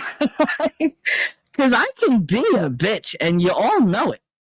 And that never came out to play. I was just like, no, I'm done. Like, I'm just done. I was like, I'm not doing this. And yet the hatred was real. It was real. But that's what happens when you cut somebody off like that. When they're dependent on you to, like, feed the ego and the super ego. Yeah, and then you just stop doing it. They starve for it. They will do vile things. And I think we're all better than that. But then I thought that person was better than it too. I tend to still want to believe that they are. Because I don't want anybody to be that disgusting. I really don't. I don't want anybody to be that vile to each other. We got so much going on in this world. You realize how much violence and toxicity, just the negativity, is just crawling across this entire globe? We're saturated in it. And this is one of these things where, like, I mean, Winning has said this many times. When you're immersed in something, you don't tend to feel or see what's really going on because you're in it. A fish can't tell you. The first thing that comes to mind when you tell them to describe the environment, they don't say water. They're like, oh, this one's happy. Da, da, da. They don't think, oh, I'm surrounded by water. They never think, oh, like, this is it. I can't escape this. They don't know they're in a fishbowl. They don't know they're surrounded by water. They don't know whatever situation they're in because they're in it so much. It's almost like they're born into it. That's all there is. It's part of their identity now. It's just a given. You don't think about it and you don't see it. And I think that's a lot of where we all went. We were getting sucked into this chasm of just darkness and negativity, and it became normal. It became something that all of us just dealt with 24/7. So it wasn't a thing anymore. It wasn't weird. It wasn't new. It was, like breathing. I never want to be in that place again because it turned me into a person I didn't like. And at the end of the day, I mean, the only person I have definitely in my life is me. No matter how pissed off I am at myself, I can't leave my ass. Like, I'm going to be stuck with me forever. So if I can't learn to live with me and like myself, I can't really expect anybody else to do it either. That's on me. And I didn't like who I became. So I had to change it. And that involved a radical change. Like we're, talking about today. Change takes courage. It took a lot for me to just be like, all right, we're done. Like, I'm done. Like, I gotta go. And to delete everything. And it took even more courage for me to come back because running is what I do. Gets difficult, withdraw. Might hurt me, withdraw. It's not going as easy as I want it to, withdraw. You're not telling me what I want to know, withdraw. It's always withdraw, run away, withdraw, run away. Withdraw is the nice way to say that I'm a coward and ran away every fucking time. When things get difficult, I pull away. And the minute I pull away, I am turned and I am ready to fucking sprint out that bitch. And you will never catch me. That's what I've done all my life. And I needed to break that cycle. I needed to stop doing that.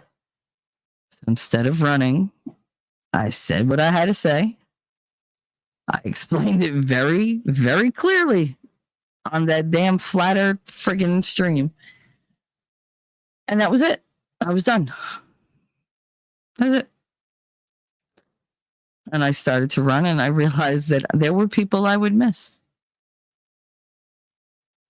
And I came back and I tried to build everything all over again. And I went back to where I started. Because sometimes that's the only thing you could do is you just got to, and this is all for all you oldies out there who get it. When the needle gets to a certain point in the record where it just starts, sometimes you can't go to the next song. You just got to pick it up and start all over again because you're just like, no, I want to hear the whole thing without that crap. So, you pick it up, you polish it off a little bit, you tape the quarter to the arm of the record player so that it's got a little more weight to it. And you pick it up and you start again. And you hope to God you don't get stuck in that same rut every time you reach it. You got to arm yourself. You got to teach yourself that you can get through anything. And you can deal with anything. You just have to give yourself the room to deal with it well and give yourself the grace to forgive yourself when you don't. You might have to apologize. You might have to apologize to yourself. I had to apologize to myself so many times because there were things I wanted to say and I was mad at myself for not saying them. And then I was like, you know what? But that was the right choice. You took the emotion out, you stepped back and you said, nope. And if I had something to say, I had somebody to vent to. And that was a saving grace for me. That I had somebody that I could just say everything to. The embarrassing stuff and the humiliating stuff and the stuff that made me look like not such a great person, and it was okay because I knew that they were going to be okay with it. Or that they'd turn around and say, wow, you fucked up. I like that they could do that. And I needed that. I needed that honesty. At least one that I know of. Vickett. Vickett. Instead of Vicky T, it's Vickett. Yeah, I happened to catch Madcore stream. Glad I did, because I had no idea shit was hitting the fan like that. Oh, Lady Awesome. The last week was just it was flying, like really flying, but it needed to happen. It needed to happen. Vicky C said, and they break your heart. Yeah, they break your heart. They break your spirit. Yeah, they make you ashamed of yourself. I hate the shame emotion. Shame is probably the easiest thing to acquire, the hardest thing to shake, and the most useless emotion that I can think of. Because it's not usually, you don't usually feel shame for the things you should. You usually are made to feel shame by other people. And they use it as a weapon, and that sucks. Because it already is so damaging. So to have somebody else wield your shame at you, it's dangerous, and it blows. Like, I don't want anybody to have that power. Makes both of us sweetheart. Yeah, everybody, you know the song, everybody plays the fool. Sometimes. There's no exception to the rule. And it's true. Everybody will fall for something at some point. Beautiful and appropriate. I want it to be over. Oh, girl. I said that for months. I just used to sit there with one and go, I just want to move on. Can we just do that? You know, and it's going to happen. It's going to happen. It's going to blow up first, but it's going to happen. Like, he knew this was coming, and I did not. I was like, no, it'll never happen. Da-da-da. I just got to keep doing my thing. And he's like, you need to address some stuff. And I was like, no, I really don't. I said, yes, you really do. I was, no, I really don't. But he was right. I did need to address some stuff. I needed to face a couple things. I needed to own my part. And I needed to prove that all this work that I've put in these last few months, and I mean, you guys haven't been around to see it. Most people in chat have. I've done a lot of work on me, a lot of painful work on me. And being in the hospital again, I got to see my favorite priest, Father Junior. And, you know, we had a lot of talks, and, you know, I'm in a very different place. I'm still not, you know, like fixed, because I'm never going to be fixed. Even a break on crayon, you know, colors, but I see more worth in myself than I did before. I give myself more room to make mistakes and apologize for those mistakes. I've also learned how to take a step back when I feel myself getting emotional, so that I don't overreact. Sometimes it works, sometimes it doesn't. You know, but at least I'm trying. Before I didn't even try, so it never worked. Now it's, you know, it's a crapshoot. You know, it's 50-50. Men's on men's. But I need that. I need to be able to go, okay, no, like, and I'll say it to people now. I'll say, no, I can't. Like, I need a minute. I need a couple minutes. Just let me calm down. I don't want to say anything that I don't mean, which is, you know, my raison d'etre, because that's what I've always done. I just need a minute. And if I can get those couple minutes and I can get myself in hand and be like, all right, bitch, like, you might be leaning a little into the melodrama. Like, let's look at this a different way. Then things turn out better. You know, do I still say things people don't want to hear? Absolutely. Because I'm still me. I'm still going to grab the bull by the horns every time. It's when you think that I'm not going to tackle it, that's when I tackle it. When you think I'm going to, come at you and be like, oh, da, da, da, I just stay quiet.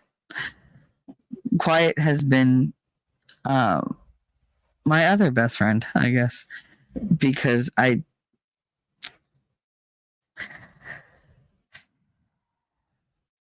was way too angry and way too hurt to open my mouth. So I just stayed shut. And now all those things that I was angry and hurt about, they don't seem to really matter anymore. Which just proves to me that, yeah, giving into your emotions, not the best thing. Think about it, like give it time. Talk it out with somebody you trust. Not everything is for public consumption. She said, I can't handle that again. Yeah, it was a lot. But you girls, you were brave. You had each other. You were brave. And, it was good what you did. It was good. And don't let anybody guilt you into, oh, everybody, with the cast the first stone bullshit. No, that doesn't work that way. It doesn't. It doesn't work for just one person. Because I've heard all the arguments and I've seen all the comments. And it's like, you know what? There's somebody who wants everybody to just forgive. And it doesn't work that way because you can only really forgive and forget when the person is truly sorry and trying to change.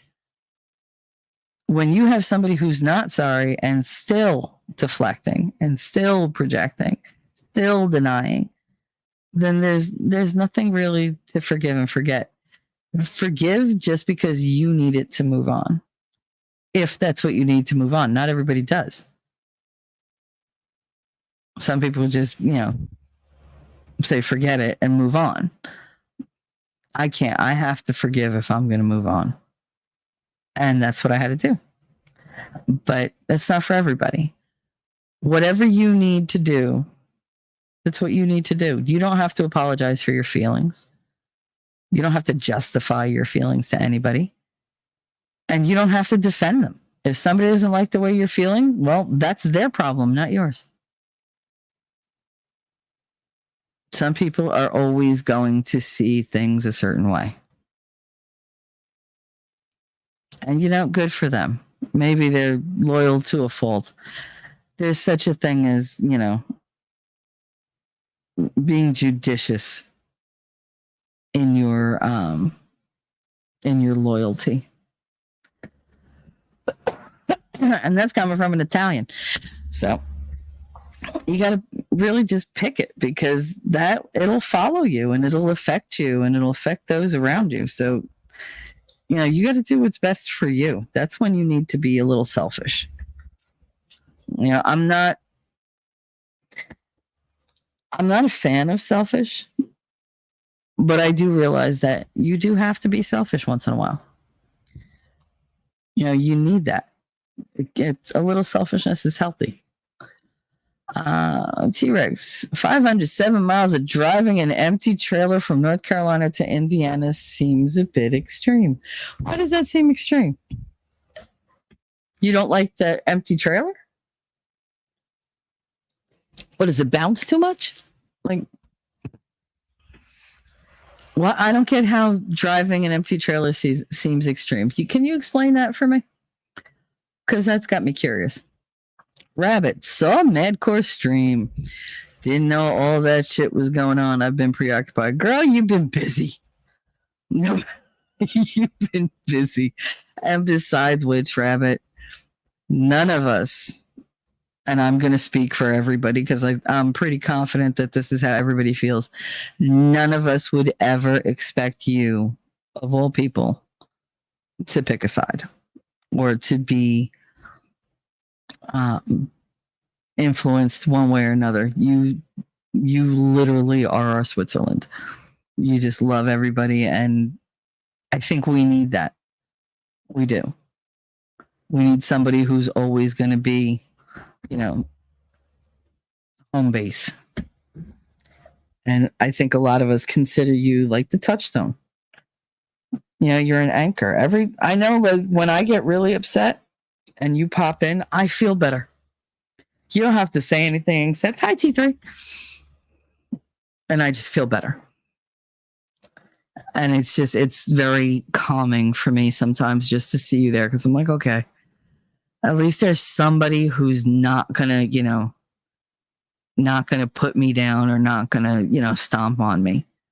But I knew you wouldn't stomp on anybody else. That's just who you are. For a rabbit, you're not stompy at all. It's weird. You're like the calmest rabbit ever. Little Storm, Vicky, crying every day. Oh yeah. It wasn't supposed to be a public debacle. Some people love drama so much they make everything public. Oh yeah. And see, as much as I make shit public, I make it a learning lesson. Like everything is a teachable moment. Why not? If it's going down, might as well use it to make each other better. That's where I'm at. Because the closer I get to death, the more I'm like, God, you paying attention? Remember that. Forget that one thing because I do this. So forgive that one thing. I don't think I'm going to hell because I don't think God would put me in the same room with my father again. I don't think that would happen. Vicky, I think this person has been like this his entire life. We just didn't see it till it was almost too late for you. Yeah. Oh yeah. I've been where you were. Nothing like being at death's door and have somebody be like, are you showing up for the show? Yeah. Like that's all that matters. That's all that matters. Mm-hmm. Cover my ass. Okay. Beautifully inappropriate. We're lucky if we can close the door or turn off the internet to escape the violence and destruction. It seems like it's everywhere. Everywhere. Vicky T, it did. Never the same. Being an asshole to people was encouraged. Yep. Darth Hideous. I mean, mostly encouraged in regards to me specifically. Mostly encouraged? No, it was demanded. In regards to you, it was demanded. Not just you, Darth. Don't forget Germs. Yes, R.I.P. Germs. And that was a concern of Nerds. Nerd was worried that I was going to go that way, and you're lucky that I had winning. Because that wasn't going to happen. Not on his watch. Wolfkinder. I don't think it's being a coward. It's self-preservation. Oh, a little 6 of one, half a dozen of the other. Darth Hideous. Distance from a problem gives perspective. It's not a sign of cowardice. That's hard art. It does give perspective. For me, it's a sign of cowardice only because it means that I'm not fighting. And some things shouldn't be fought. They should be thought out. There's no place for emotion in them because it makes it cloudy. It skews what's going on. And that is necessary when you're too close to a problem. Yes.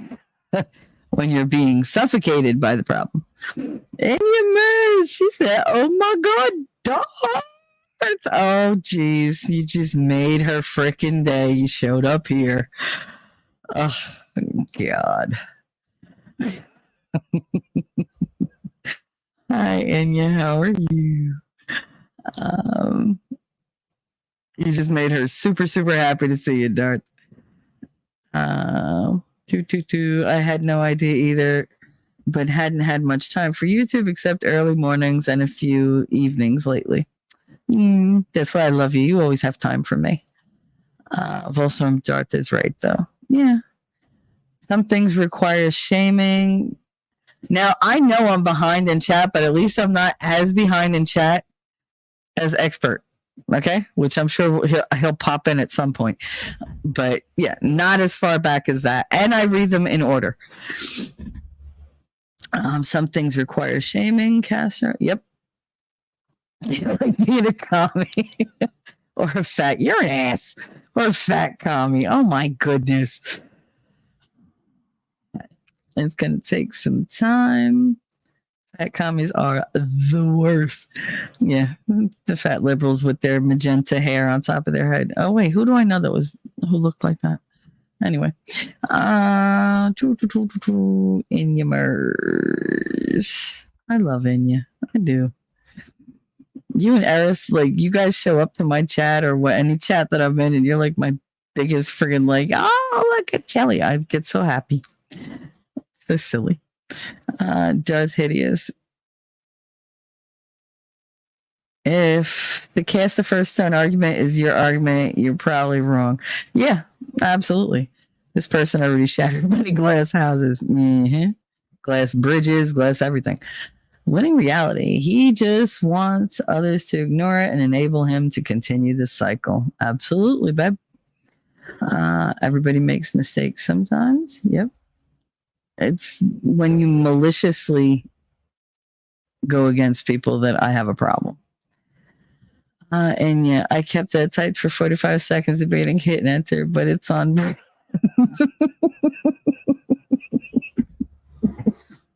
He's so silly. People are supposed to learn from their mistakes, not deflect onto other people or blame other people for their mistakes. That's what you're supposed to when you're grown up. But some people have this arrested development where they've just never moved forward. Rabbit, I stomp, but I have soft, fuzzy feet. I fucking love you, Rabbit. I really do. And yeah, it takes guts to overhaul, change your life. It's easier, in my opinion, if you have kids. It is. Because if anything or anyone is worth it, it's you in their lives making yourself and them better. And that's what did it for me. It is. Because I was like, you know what? I can't leave these kids behind. What am I going to leave them with? My mother? Why would I do that to them? I can't. So I had to smarten up, man. And I had to start really taking a hard look at myself and having the hard conversations. All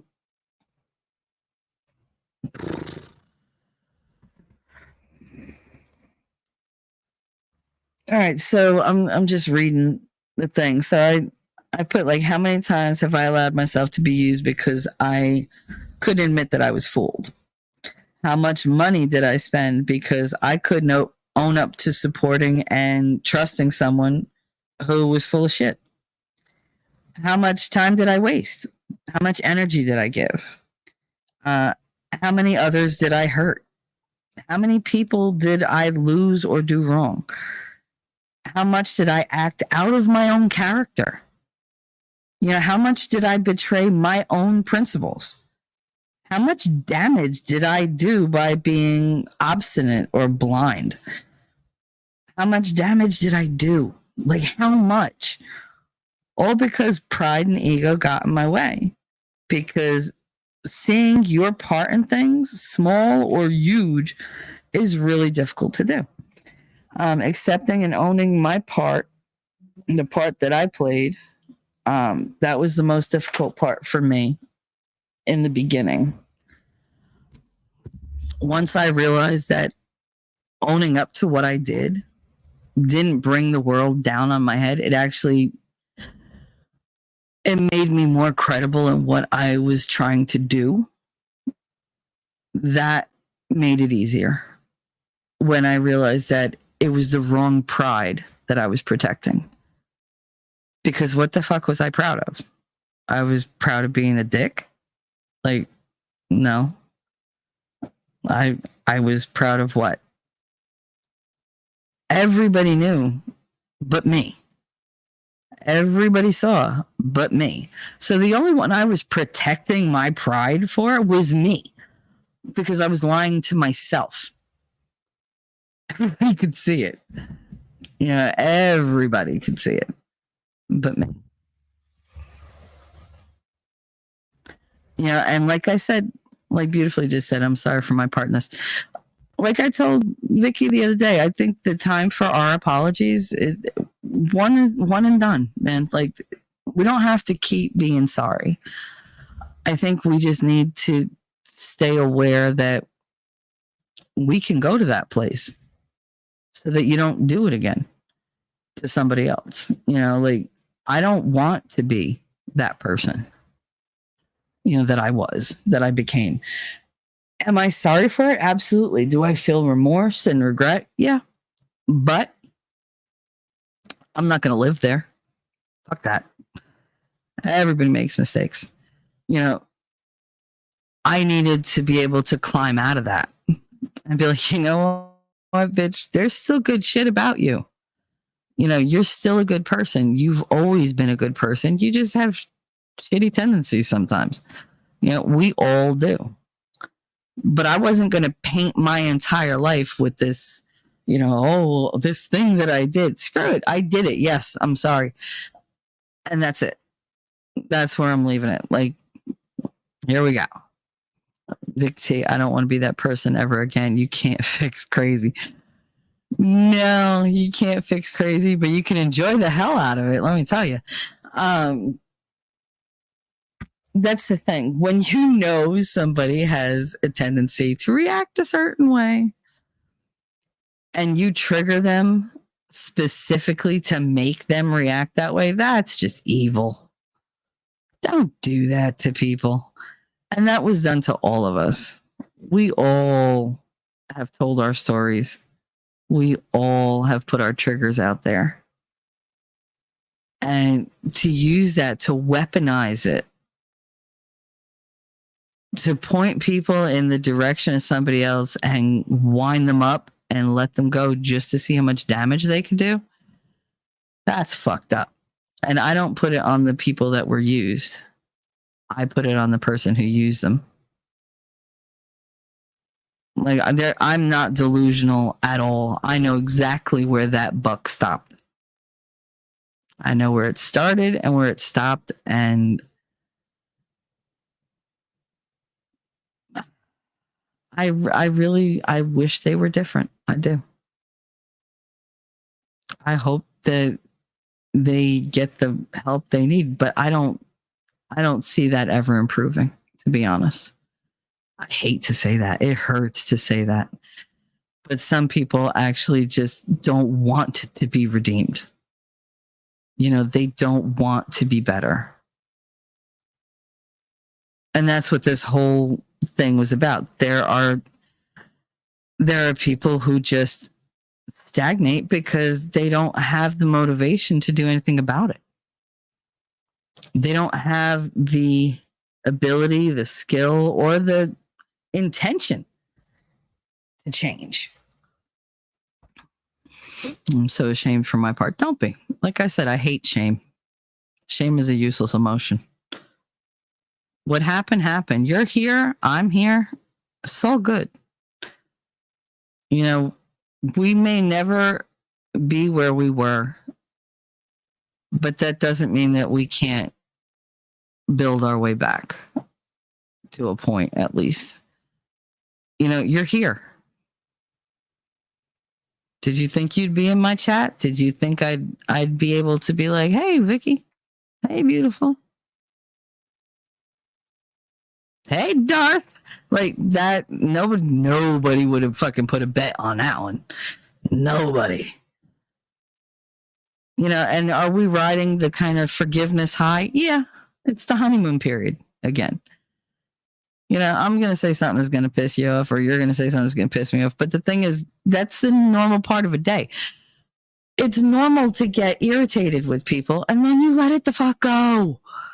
You don't harp on it and harp on it and harp on it and harp on it.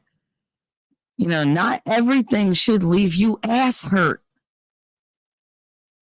You know, so I think without that constant pressure of negativity and spite, without that constant toxic encouragement, I think you'll be able to let things go a lot easier. I think it'll be a lot better for your anger too.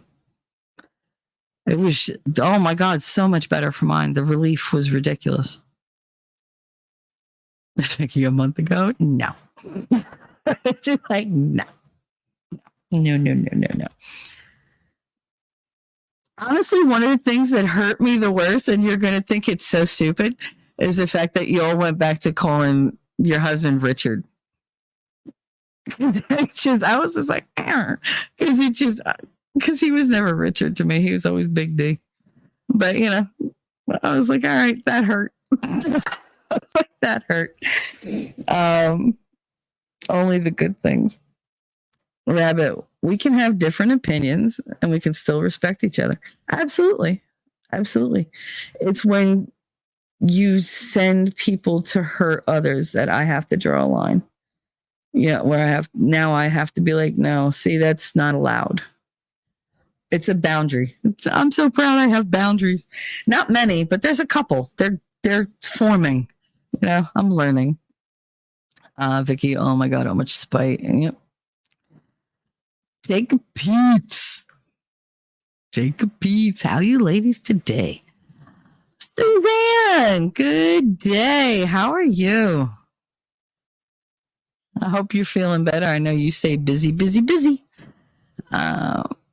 Beautifully inappropriate. I'm just glad we all have each other. It really helped. You do have each other. And you guys, it was nice to see you lean on one another. And it was really good to see Vicky had her husband there. Hearing about the seizure, that was too much for me. That was too much. That was unforgivable for me. I'm sorry. I would have never been able to get past that. And you cold today over there? It's chilly. Cold over where? Oh, in Florida. Is it cold in Florida? It's supposed to be like 50 some odd degrees here today. I don't know. Then it's supposed to drop down to 20. It's like, that's great. We're supposed to have snow either tomorrow or Wednesday. I'm like, really? I don't want snow yet, please. Like, I hate that word. Everybody's saying hello. All right. So you all say hello, and I'm going to get back to this. It's taking that hard road, making the difficult decisions, owning your part, and making the effort to mend the broken relationships, showing real remorse, and vowing to ourselves not to do it again. This is how we grow. This is how we get better. Taking the easy way out, just learning to live with it. It doesn't do anybody any good because you're learning how to live a lie. I have a friend who always says, I'd rather know the truth than be right. And the power in those words actually hit me in my sleep. And I woke up looking for a way to incorporate that into this topic. Because you can't make a change for the better until you adopt that way of thinking 100%. It takes real courage and a willingness to say, hey, I'm not perfect. And I get it wrong sometimes. But, you can trust what I say when I say it. At the time, it would be the truth as you know it anyway. And if that changes, I'll let you know that too. Because sometimes you're speaking your truth. You think it's absolutely true. And then you find out later that there were things at play maybe you didn't know about. And you have to shift what you said. And you might have to say, hey, I was wrong about this or I was wrong about that. It takes a very, very big person, a very strong person to say, I'm not always right. I'm not always right. And, I didn't have all the information, or I had bad information, or I acted a little out of my face and I shouldn't have. And it takes a really big person to say that. And to believe it. This person believes it. This person believes living in truth is the only way to live well. this is the way. And I've heard him say it over and over and over, and it didn't really, the depth of it didn't hit me until 2 nights ago when I was like, yeah, without being able to face the truth of the matter, you can't really move forward in a stable, strong way unless you're willing to bullshit your way through it. Some people are okay with, being full of shit just so they look like they're right and never have to say, oh, I made a mistake. I have no respect for that type of behavior. I've none. Because who's it doing? It's not doing anybody any good. So, he says, I feel like it's been a while. Always makes me smile to see you. Oh, Lady Awesome. That's why I call you Lady Awesome. And yeah, I quit my job. Woo! And I shouldn't have been that excited about that, but I was. I quit my job, and my goal this week is to unsubscribe from almost everything. I bought Christmas already, and I'm taking the month off. Good for you. Oh, I missed winnings. Sorry. FYI, this is from Winning Reality. FYI, I unblocked everyone from the swamp I blocked when I left, except for 2 people. An amphibian and a bird. I'm trying to think. No, I have him blocked. I never blocked Squad Bob. I don't know. I just let him do his thing. It don't affect me one way or another. And yeah, I can work 20 to 30 hours per week somewhere else and make what I used to make. And used to work 50 to 70 hours a week. Oh, screw that. That's a lot of work. I've been there, though. I feel you. Well, I wish you well in whatever you're going to take on or do. But yeah, definitely take the month off. This is the perfect month to be like, no, I'm not doing nothing. Nope. You can say I took the rest of the year off, and it'd be true. Rabbit, I'm always right unless I tell you otherwise. It's the advantage of being ancient. Nuh-uh. And yeah, I got to stay home though, so it used to be worth it. Well, I mean, that was what made my mother eventually retire, because they were like, oh, you have to come back to the office. She was like, why? I get so much more done when I'm home. She said, my quitting smoking didn't last. Girl, same. It's funny. In the hospital, I don't need a cigarette for any reason whatsoever. I don't want one. There's not even the slightest craving. I literally hit the outside air, and I was just like, I need a cigarette. Like, it's just, I need a cigarette because I need a cigarette to deal with life. That'll be the next to go because I just can't afford them. We all have our vices. Yeah, we sure do. We sure do. Okay, so not all changes are life altering. Sometimes it's just admitting that you have bad information. It takes courage to change your opinion or your stance on something. People can call you a flip-flop or say you're fickle. And the truth is you're not being fickle. You shouldn't cling to a belief or an idea that's based on false information or lies. And you're smart enough to see that and to act accordingly. All right, so I said, look at me. All right, I was born a Democrat. Literally, like I came out and they stamped Democrat on my forehead. I was born Catholic. I was born old-fashioned. Like that's the 3 things that I could say from birth. I pretty much, that was instilled in me from the moment I shot out of that horrible woman.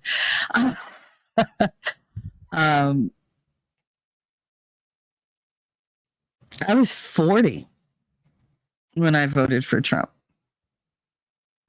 Yeah, that was, oh my goodness. And I was terrified.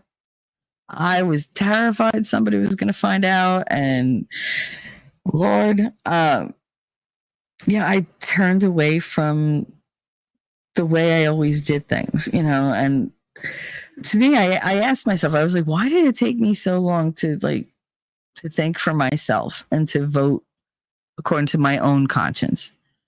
And a lot of it was hubris. Yeah, it was, well, we've always done it that way here. It's what I know. It's, of course it's the right way to be because that's what I've been told is the right way to be. Like, it was me being like, I was almost overinflated with the hometown kind of way of doing things. That I wouldn't step outside that box. That was my arena. That's where it was. That's how it was. I didn't need to challenge that. Nobody ever challenged it anyway. You're one of us. And it gave me a feeling of belonging in a place where I never felt like I belonged. I love my hometown.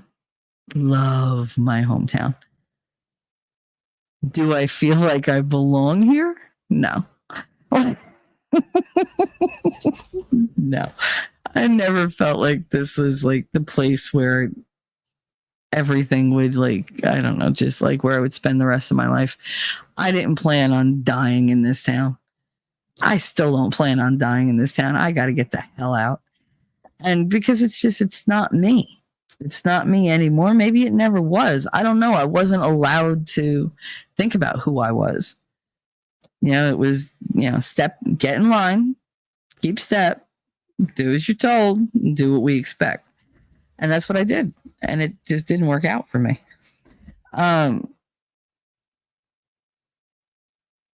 It literally took everything I had to break that cycle, even just temporarily, just voting for Trump. Because, I slipped back, into, voting for Biden because, good God, oh, this didn't work out well. And then I'm stuck at home and I've got all these, all this propaganda nonstop on the friggin' TV. And I didn't have any other opinions to go with because everybody I knew was blue. So it was like, what do I do? Because now I'm listening to you people and you're all sounded dumber and dumber and dumber. And I can't believe I listened to this bullshit my whole life and just swallowed it. How the hell? Because I'm not a stupid person. And yet, I got jabbed and I paid a very heavy price for it.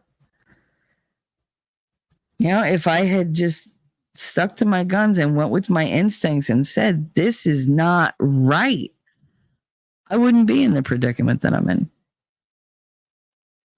So yeah, changing was really difficult for me. Admitting that I followed along like a sheep, that was ridiculously hard for me.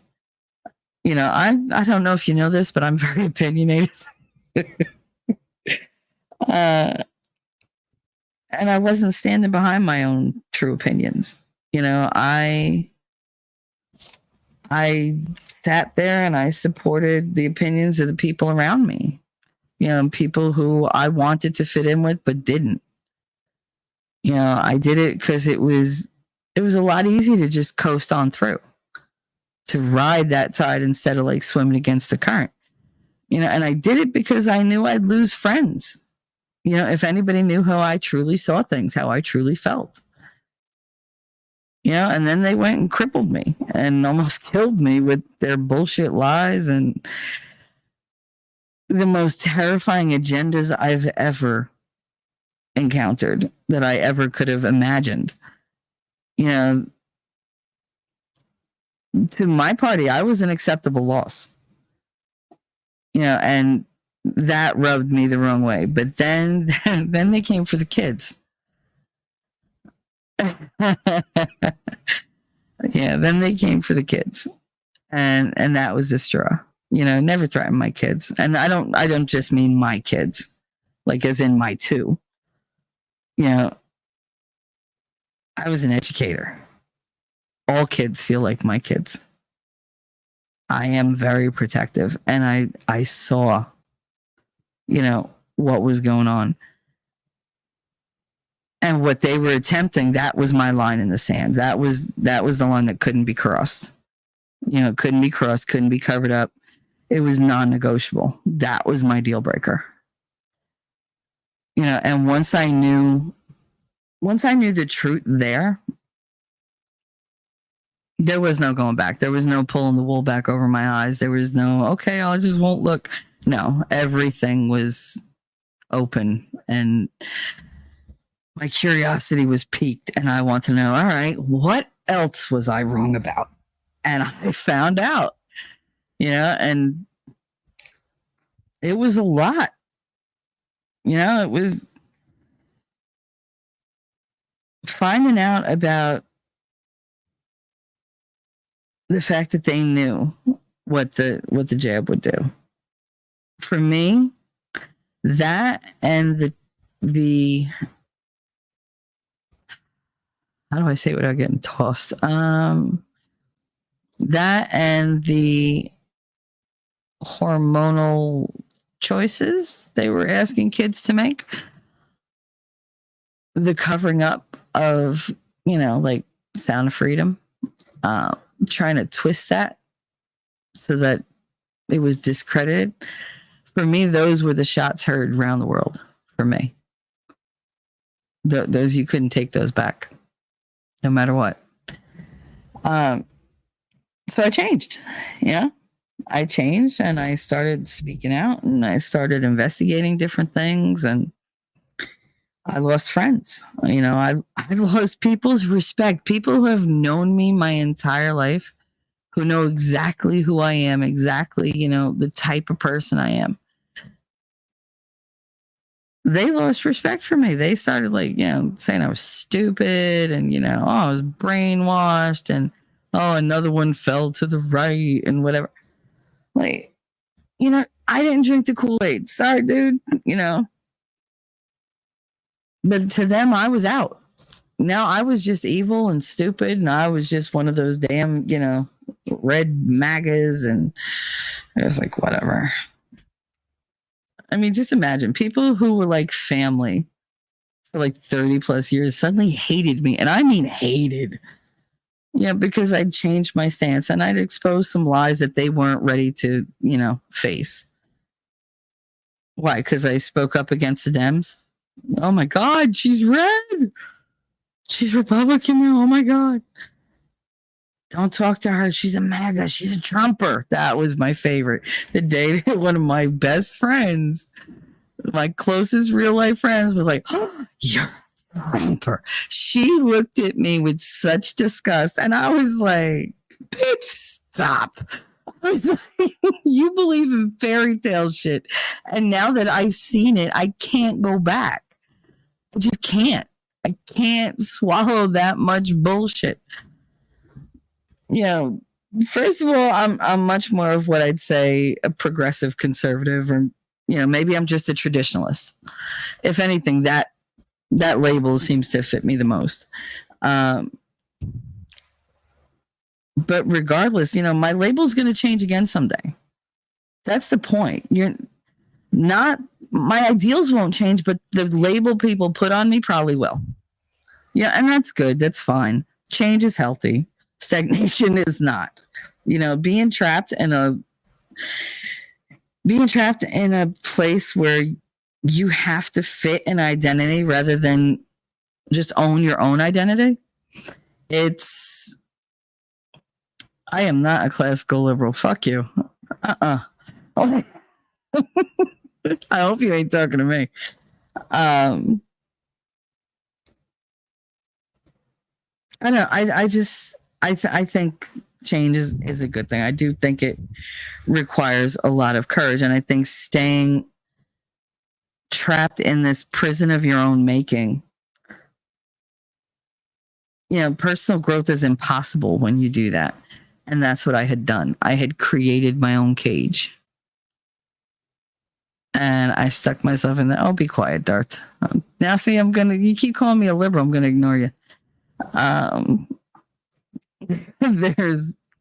There's risk, uncertainty, pain, and loss that comes with change. And sometimes we prefer to live in the hell that we're used to rather than risk the hurt in the change. And sometimes we change for the wrong reasons. And we need to be more careful. I'm going to go back and chat because otherwise I'm going to get way behind. Y'all are chatty. Jesus. And it's mostly Darth. I don't need cigarettes. I like to smoke. I enjoy the whole ceremony of it. You like that it's a people repellent. See, I didn't even have to get that far down. Going outside and having my people repellent is comforting. You said that many times. You're like, it just creates like a halo around me where nobody like can come near me. I think it's hilarious. It's the suck to find out you're wrong, though, especially if you're really committed to the bad thing. Oh, yeah. It could be devastating. Matter of fact, everybody talking about cigarettes. Might as well. I gotta find my ashtray. There went my ashtray. Oh well. It is what it is. It's the suck to find. Yeah. And you said I was too. Oh wow, not Catholic, but a Democrat. That changed less than 2 years ago. It's amazing because once that change happens, you ain't going back. You're just not. Oh, it was 420. Cheers to all of you. I cut back a lot on that too. Like a lot. I do that only usually at night. I did it the other day with Jimmy and messed me up. Because he was like, come on, Ma. I was like, all right, just this once.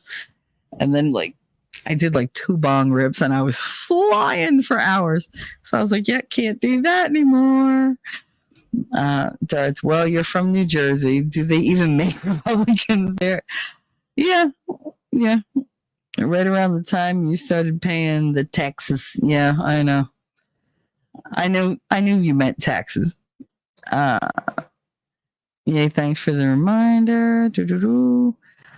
Jacob said, that's something that will always confound me, how the Democratic plantation has such a strong grip on religious groups. Well, Rabbit, I've always been an independent. An independent shit? Really? I don't know why you put shit in there. Lady Awesome, the brainwashing is real. It is. Suzanne, C3, I'll send you pics later of what the fuck we've been doing. Awesome. Look forward to it. Registered as an independent. T-Rex, I love your hometown.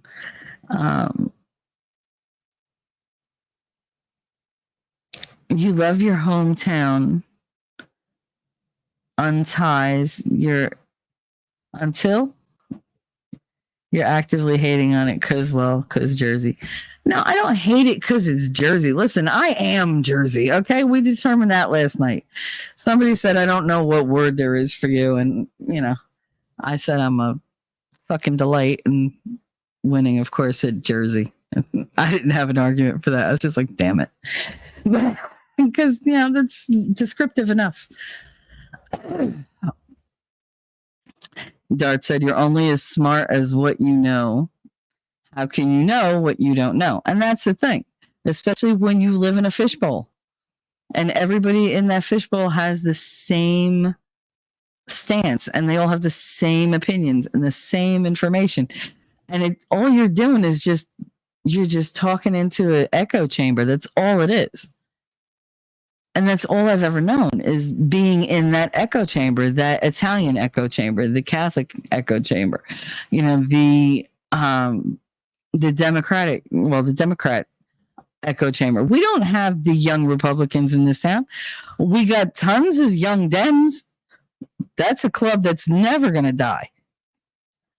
And I mean, we don't have Republicans on our baseball uniforms, but we have Dems on our baseball uniforms for kids. Pee Wee leagues, they're the young Dems or they're the little Dems. So it's a very big thing here. Yeah, and for me to go against the grain, I am persona non grata with all my old friends. And these are people who, they loved being around me. So for me to go and think something that they're not thinking is unthinkable to them. They just can't wrap their heads around it. Like, but you're one of us. Yeah, I'm still one of you. It's just, I don't think this political leaning is correct for me. I don't think this, narrative is true. I don't want to believe every single thing spouted in my direction. Y'all do. That's on you. You want to keep going? They tried to march me to my death. And I'm going to stay with them? That's no, even I'm not that hating. Like, even I can go, no, that's an abusive relationship. And that's what I started to see the Dems as. Like, they're an abusive spouse. They think they own you and they could do whatever they want to you, and you better do what the hell I tell you to do, because that's what you signed up for when you were 18 and put your name down and said, I'm a Democrat. Now you're going to do what I tell you to do. I have a hard time being told what to do by just anybody. Really hard time. And I allowed it for a long time. And when I finally woke up to it, I was like, oh, hell no. Like, no. Like, you're literally lying to my face. Are you kidding? Rabbit said, my ballot is always some red, some blue, and some independent. Well, it's a smart way to be. Jacob Peeps, no kidding, Les. I mean, the institution is quite literally anti-religious and religious values. But try telling a New York, to consider that, and it's like you question their faith itself. That said, opinionated you? I doubt. They weren't your friend. They were. It's just, it's so weird how personally they take politics. So weird, because there's no room for anybody to think anything other than what they think. It's just impossible. You cannot think that way, because then you're wrong. You're not just wrong in your opinion. You're inherently wrong. You are built wrong. There's something wrong with you. And it's just like, dude, it's an opinion. Calm down. Like, I did my research. Did you? Yeah. And they don't. That's the part that bothers me, because I swallowed it hook, line, and sinker before. I couldn't have answered many of the questions as to why do you feel this way? Why is this person terrible? Because that's what everybody's telling me they are. That was pretty much my answer. And a lot of that's on me. A lot of it, I wasn't interested. I had a life to live. I didn't have time to worry about politics. Well, I didn't give a shit. As long as I could put a roof over my kid's head and food on the table, that's all I cared about. I was struggling to make it day to day, let alone paycheck to paycheck, and dealing with my own issues, aside, and then getting sick. That was a lot to deal with. I didn't have time to sit around and look at other people's politics.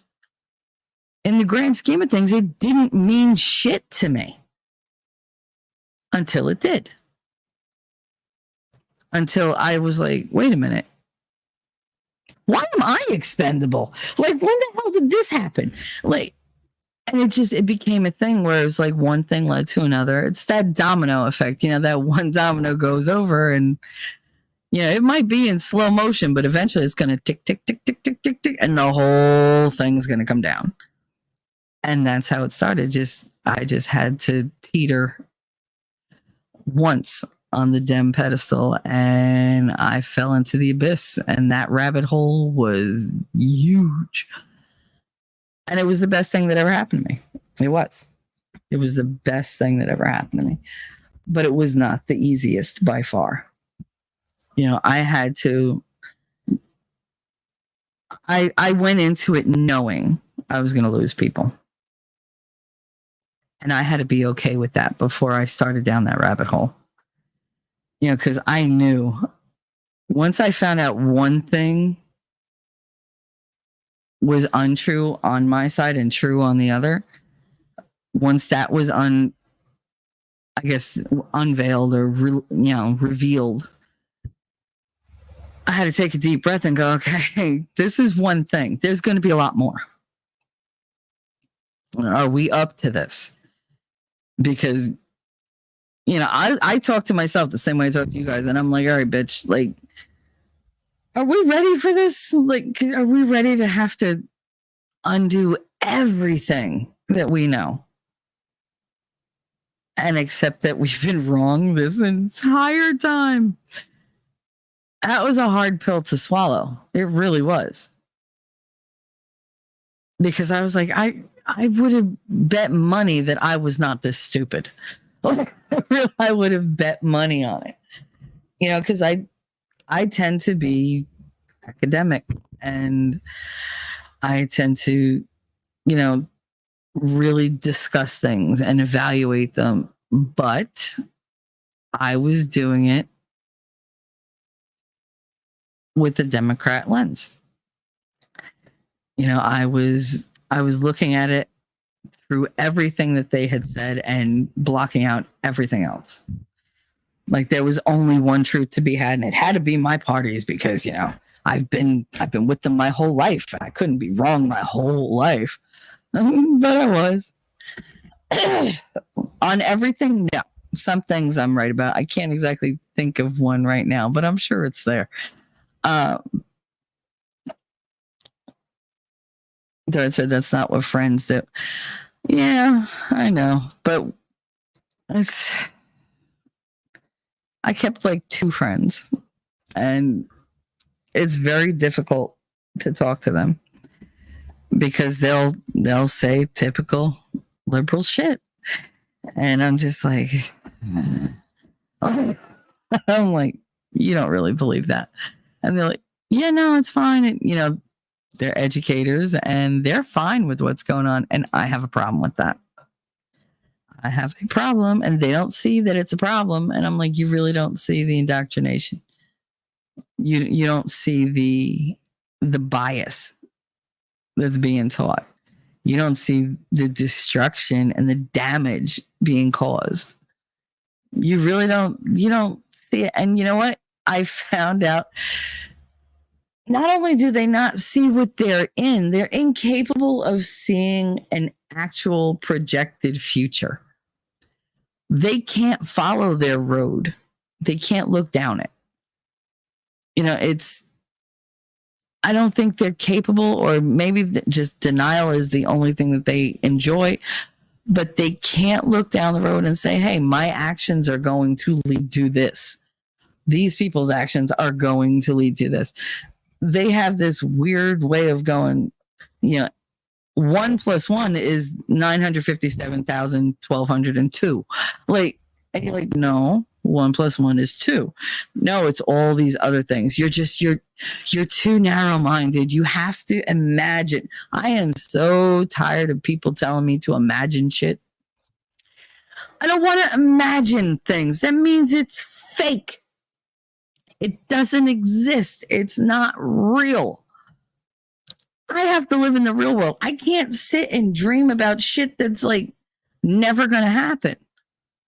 And they're willing to do that. They're willing to be all, like, oh, the world is full of magical things and this is going to. No, stop. Face the truth of what you're doing. You're ruining generations to come. Haven't you done that enough? I'm trying to make this so that we move forward and we fix it generationally.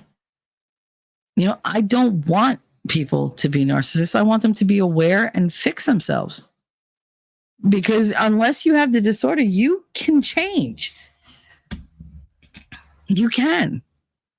You can train yourself to not be a dick. Not everybody has to be that way. Personalities change as you grow older.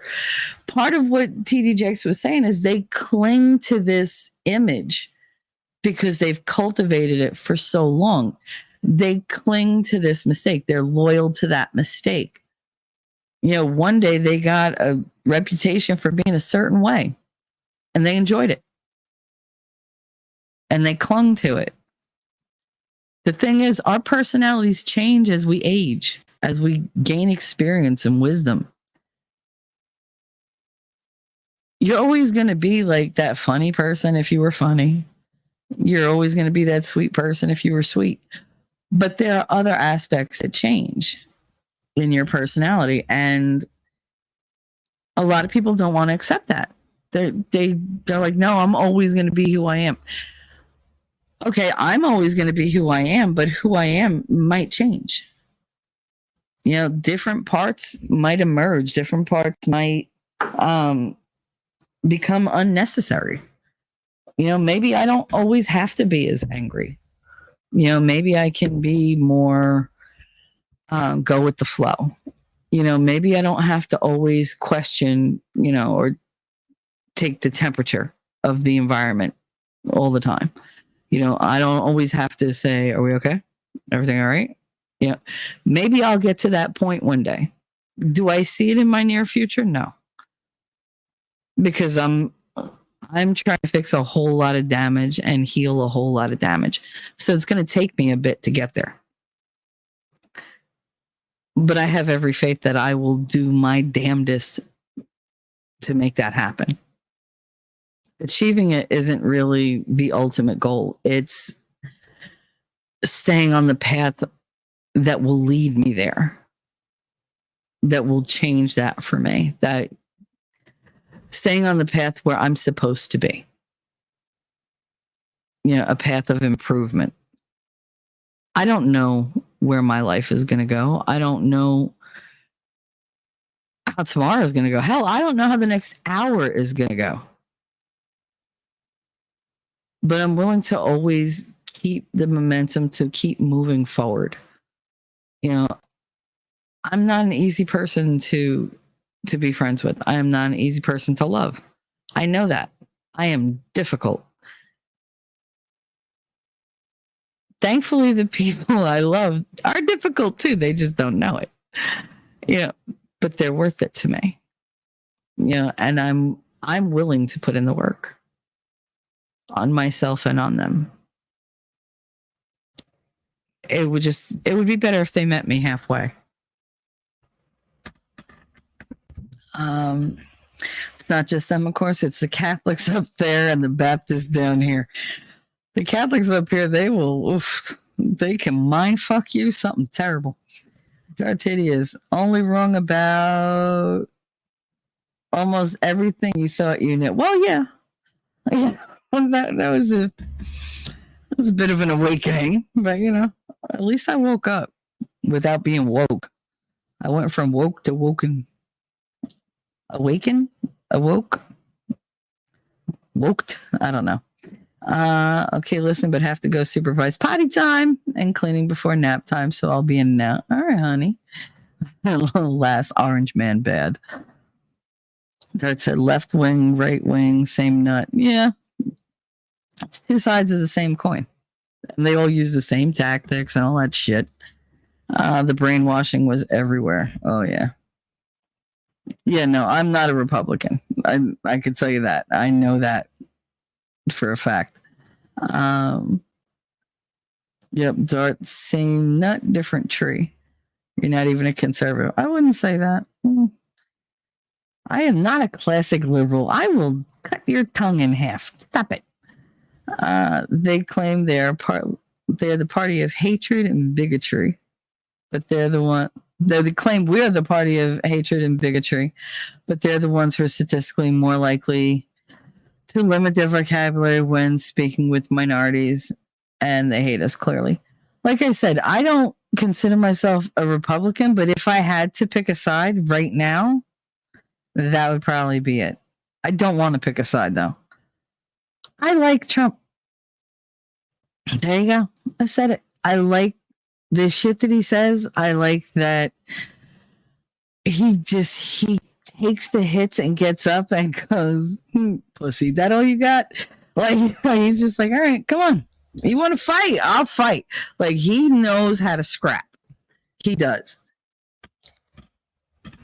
And I love that people are like, oh, see, now you're picking on him the way you pick on all of us. That's not going to work out the way you think it will. Like, it's just not. You guys picked the wrong one. Lady said, coming over to a red state and you'll realize you're not as conservative as you thought. Maybe. I don't think liberal is for me, though.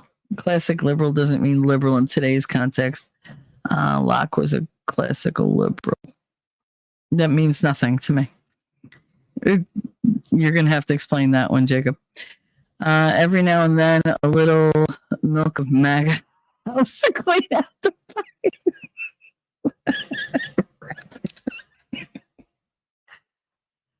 oh, God.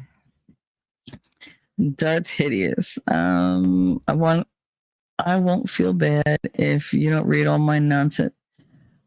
What do you mean? I read it all. What are you talking about? I'm very behind. You should know that by now. When most people use political labels, they have no idea what the fuck they're talking about. True. When it comes down to it, what do I want? I want a traditional type of life, which I never got, and I never will probably. And I want the kids to be safe. I don't want all this bullshit, and I just want them to be comfortable in who they are, and I want them to grow up to be stronger, not weaker. And that's all I see is I see them dumbing these kids down and making them more and more anxiety riddled. And it's horrible because I feel like they're being abused by everybody. And the people who are trying to help them are being labeled the abusers. You know, we're being labeled the ones that, oh, you need to shut up. You're so, far back. This isn't the 60s. This isn't the 40s. No, but I fucking wish it was. Jesus. At least then people had dignity. They had decorum. They had morals. They went and took God out of the classroom and out of everything, and the whole country just turned to shit. Well, Storm, when most people use political labels, they have no idea what the fuck they're talking about. All right, I read that already. And I agree. Did I get all the cool political labels, Vol? All the ists and the isms. There's a lot of isms. Volstorm, which proved my point. You shush. Rabbit, that's what my husband called me, and he would laugh. Gosh darn it, my mom grew up Blue Dog, Reagan Democrat. Blue Dog, Reagan Democrat. It took years and years to correct her. That's what your dad. Oh, lovely. Funny enough, something is kind of this way about his community too. Add that. Isn't it odd that, isn't it? What are you talking about? He's kind of that way about his community. I'm pretty sure he's a liberal because he's playing as a trumper. Wow. Gotta run, Shelly. Feeling poorly. Oh, I'm sorry, Suzanne. Hope you feel better. Get some rest, honey. That's hideous. Volstorm. Well, I mean, I do hate fat heckin' commies, so some of them might be valid. Okay. And you're sorry back. I hope you feel better, Miss Suzanne. Feel better, Susie from Darth. Feel better, Susie from Jacob. The Cold War never ended, Darth. Oh, no. And whoever thought it did? Why, because the Berlin Wall came down? Didn't mean shit. Optics. It's all optics. I mean, yes, it had to happen, but still. Just because they show you one thing doesn't mean anything changes behind the curtain. It's just, it's the same store, but the window dressing is different.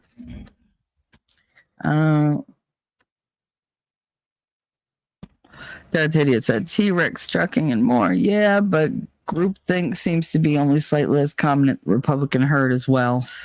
And it's the authoritarian group. Think that's the problem. Listen, I know I want a lot less government involved in my life. I want less people looking at whatever I'm doing. I'm not doing anything wrong, so stop looking at me. You're literally wasting your time and just aggravating me. So it's just like, why? Just get out of my life. Let me make my own goddamn decisions. Do I make them well? No. I'll nominate somebody else to make my decisions, just as long as it's not government. Like, I don't need a Fed telling me what the fuck to do. We just became the heckin' commie. Well, take them on the bright side. We're seeing a global rebuke of the scam artists on the left. Argentina, Netherlands, El Salvador. Trump's more popular than ever. Trudeau is almost universally hated, as he should be. Darth Hideous. There's a huge difference between being ignorant and stupid, Michelle. You know this. Willfully ignoring the truth is very stupid and dangerous. I just didn't have any of the information. I really didn't. And like I said, living in this town, until we like ventured out, I never ventured outside like the ideals of this town. I thought everywhere in the world was like this. Why wouldn't I? This was all I knew. Yeah, and we weren't allowed to like, venture out. It was, oh, no. Like, where'd they let me go to New York twice a year to go see a play? Oh, yeah, they're my horizons. Like, I learned so much. Not.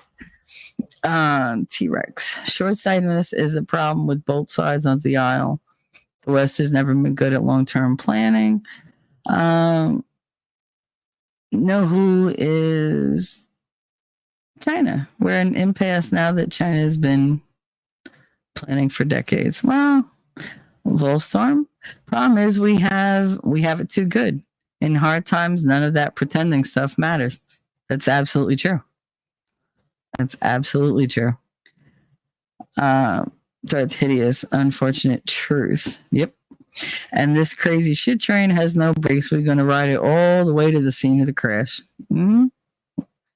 We make our own ground zero so many damn times. So I'm always going to be sour and salty with a little crunch. I'm like a little dill pickle. Rabbit, you're coming out with some shit today. You're a dill pickle. I love dill pickles, by the way.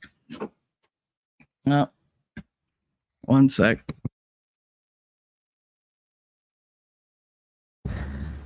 Child, she comes out. It's like good morning to you too. Darth Hideous, difficult confirmed.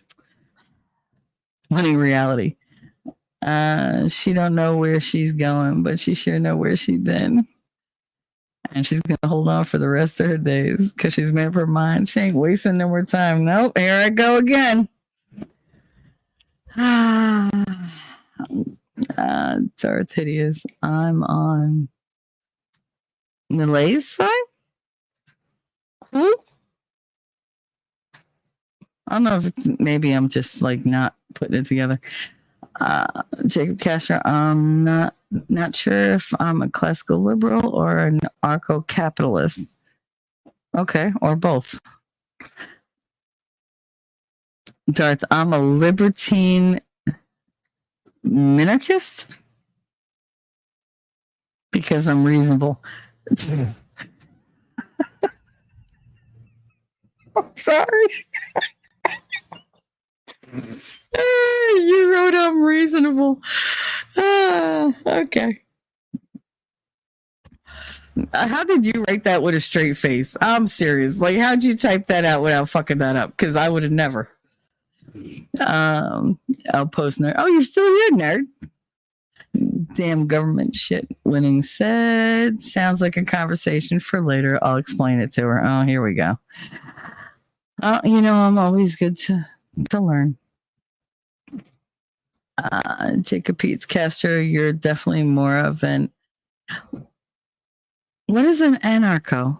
Like, I know what an anarchist is, but what's an anarcho?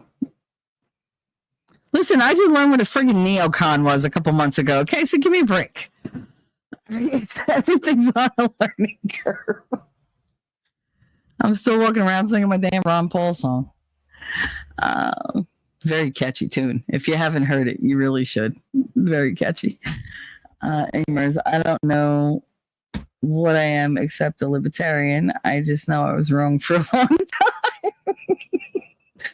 Who's to say anything I believe is right? But you know what? My whole life, I went with, I went with whatever they said because it was just like, yeah, whatever. I didn't think about it. It's when I had time to sit down and think and go, well, that doesn't sound right. Like, that doesn't make sense. Like, how did you go from point A to point B and wind up with the color 9? Like, I don't understand that. Like, how did that work out? Because my brain is not following that pattern that you're setting out. And then it started happening more and more and more. And like, I'd see one thing and then they'd tell me, yeah, you didn't see that. This is what actually, no. Okay, I know I have brain issues right now, but that's not what I saw. No, it's what you said. No, it's not. So when you're telling me you want me to lie to myself, I got a problem with that. I lie to myself enough. I don't need you to create lies for me to believe. Like, I don't need somebody helping me lie to myself. Self-deception has always been, one of my talents. Darth is saying, I'm just saying, I know I talk too much. It's all good. Oh, no, I don't. Because a lot in the chat. No, that's all right. Like I said, I have my stuff scripted out so I can stop, go back and, pick up where we left off. What's up, Bubba?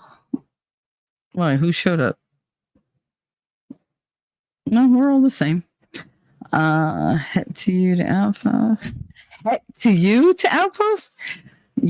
I swear to God, T-Rex, your typos are great. I love them. Yeah, but I'm not sure I would be, and we were on attack. I feel like I have to stretch to compensate for the lefty bullshit.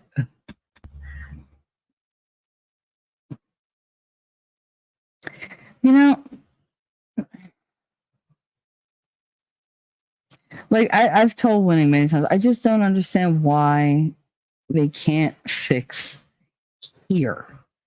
And it's, his thing is always because they don't want to. It doesn't suit them to fix anything here. It suits them to continue, with the bullshit and to escalate it, to weed people out, to eradicate entire, demographics, to make them eradicate themselves.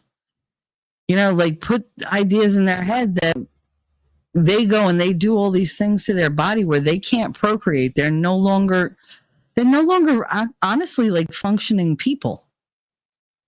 Where you have all this mental illness, this quote unquote mental illness, because it's so easy to diagnose somebody and give them a new label and another label and another label, because we've become comfortable being categorized. We use it to justify the things that we do. We use it to justify the things we believe in. And we get to fall back on these like ridiculous generalities that don't really apply to us if you really look at it. All you need to do, like, sometimes is just to suck it the fuck up. Like, suck it up, stand up, take the hits because you knew you had them coming, and move on. Don't sit there and be like, oh, what am I going to do? I have this, I have that. You have to forgive me. No, like, if I did something, I did it. Were there reasons? Yeah, there's always reasons. Are they valid? Nah. Yep. But they're your reasons. You're going to use them as a crutch. You're going to use them, however you can.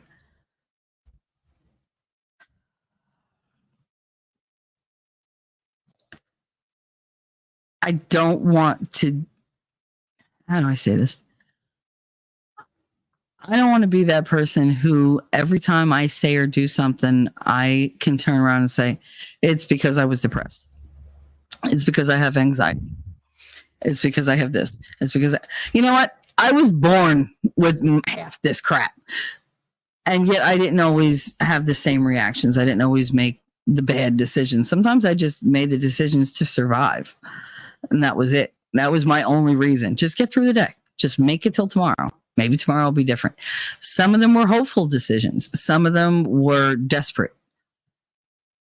I feel like we no longer have like that hopefulness. I feel like now everything is being done in such desperation because it's escalating so quickly and it's unraveling so quickly. And I mean, I am happy to see that so many people are waking up and going, hey, you know, no, now you've gone too far. Like, no, I can't, you know, get on board with this bullshit. I love seeing that, but it's not enough. You know, watching that movie Sound of Freedom with Winning and the crew and everybody, that movie rocked me like I have not been shaken in so long. And I really, like I told him, I said I really didn't think I'd be able to watch it. And I had to tell myself, yeah, you've been through a lot of stuff, but you've never been through this. They lived through it.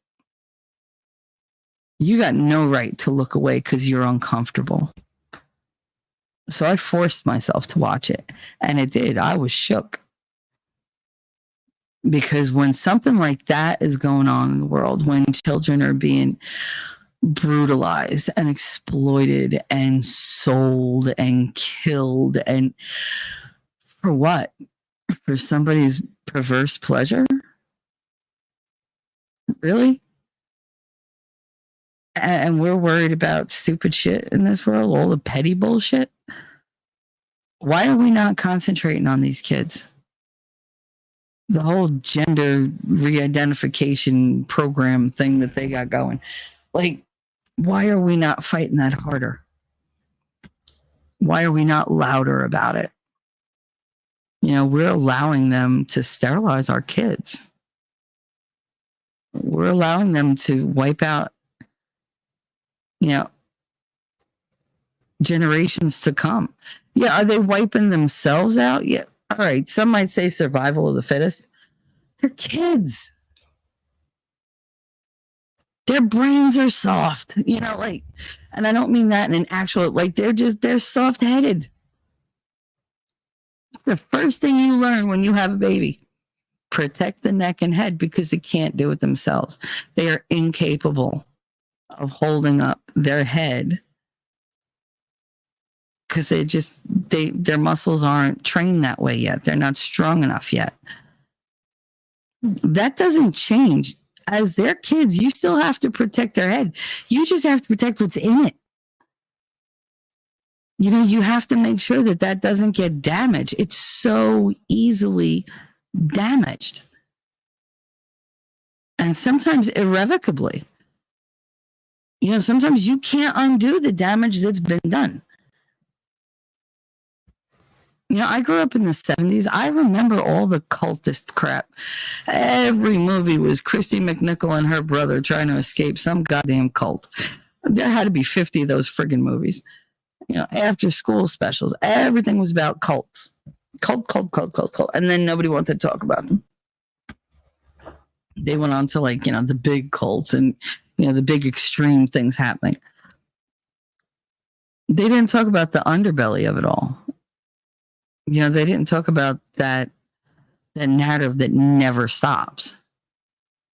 That they're always going after the kids for one reason or another. This time, they were really effective. It caught on like wildfire because they used other agencies or other groups to give themselves recognition and credence. They did everything they could to make themselves be the truth that nobody wants to face. And they're destroying an entire generation through that shit.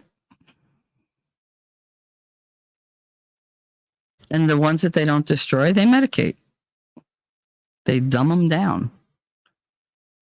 They make life so ridiculously unaffordable that these kids can't grow up because they can't leave and survive on their own.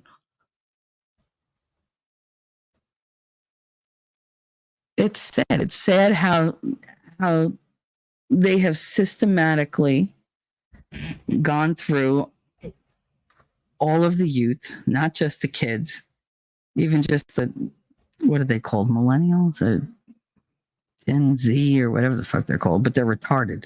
They can't think for themselves. They don't know who George Washington was. How did you grow up in this country and not know who that was? Explain it to me. They don't know basic civil rights. They don't even know the difference between the Declaration of Independence and like the Bill of Rights. They no clue. They have no clue that those are two different things. It's all the same. No, it's not. They refuse to admit that we were supposed to be a democratic republic. That it's about the people. They let government do everything. And I've seen the interviews. It kills me when they're like, oh, they'll say something, do you want the government to, be part of like, education or whatever? They're like, oh, well, I can't say anything because I don't pay for my college education. I got a grant from the government for that. It's like, oh, so that's how they get you. Like, and that's what they do. They're like, all right, come over to my side. We have cookies. But they have like the marijuana cookies. I mean, I firmly believe that's why pot is now legal in most places, because they're like, you know what? They're starting to wake up. Can we introduce something else to like make everybody kick back? And it worked a lot. It did. It worked. Because even for me, I was just like, screw it. Then I just don't have to care.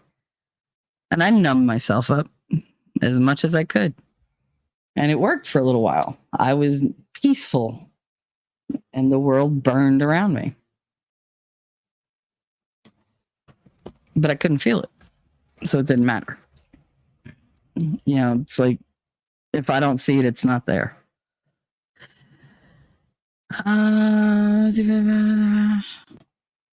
Jacob P. Wait, no. God, hideous. I've been labeled racist, misogynist, homophobic, Islamophobic. Islamophobic? What's Islamophobic? I think you lying. You liophobic. What the hell is Islamophobic? Castro, I get that. I'm probably more accelerationist. Now you're just making shit up. But it's funny to see the shit libs get theirs and cry about it. Darth Hideous, I mean it in the context of, if you don't subscribe to the group, think of the swamp. He'll run you off because you're a threat to the narrative. Oh, absolutely. Absolutely. It's the little petals on the right. Inya, you can't see me. Yes, I can. You're right there. Hi. I think John Zena is in your phone. She wishes he was in her phone. Rabbit, government can look all they want. All they'll see is wrinkles and sags. Stop! They'll see the freaking end of your double barrel shotgun. I guarantee that.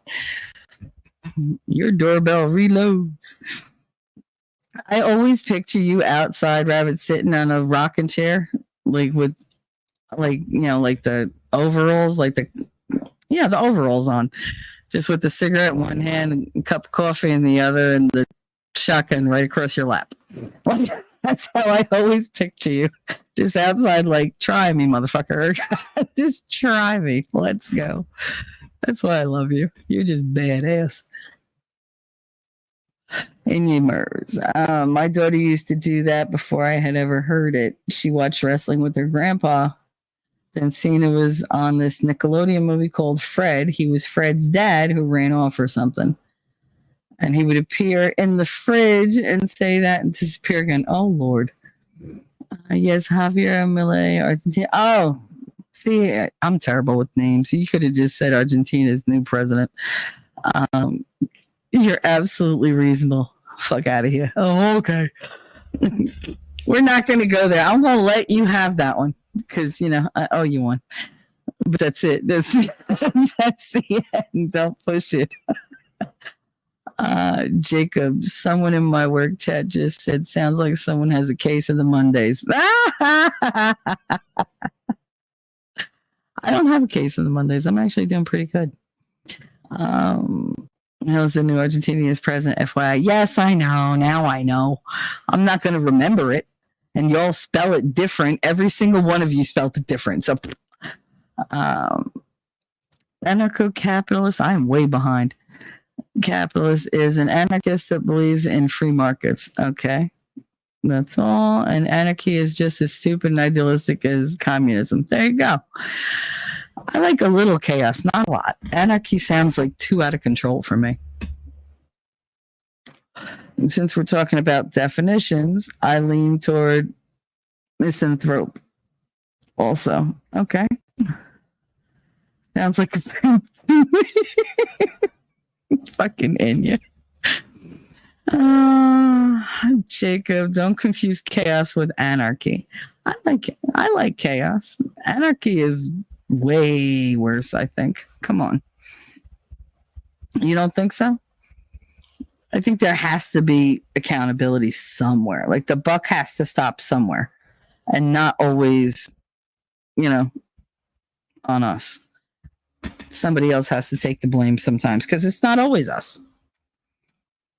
Dartidius, there's no way to have society free of government on a large scale. People are a little too stupid. Yep, to self-govern. Absolutely. That's what I'm trying to say. Like there has to be some level of accountability somewhere higher up.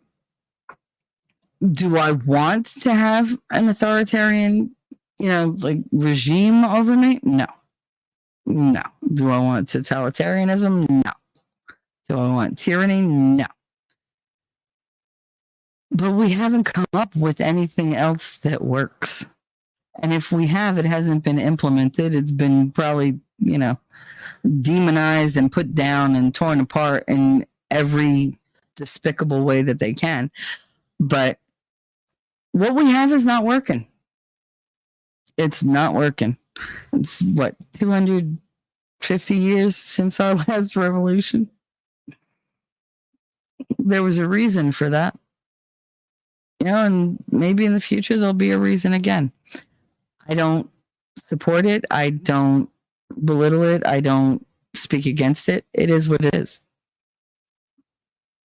Am I partaking in a revolution? Of sorts. I feel like we all need to, rebel a little, especially when we find things that aren't right.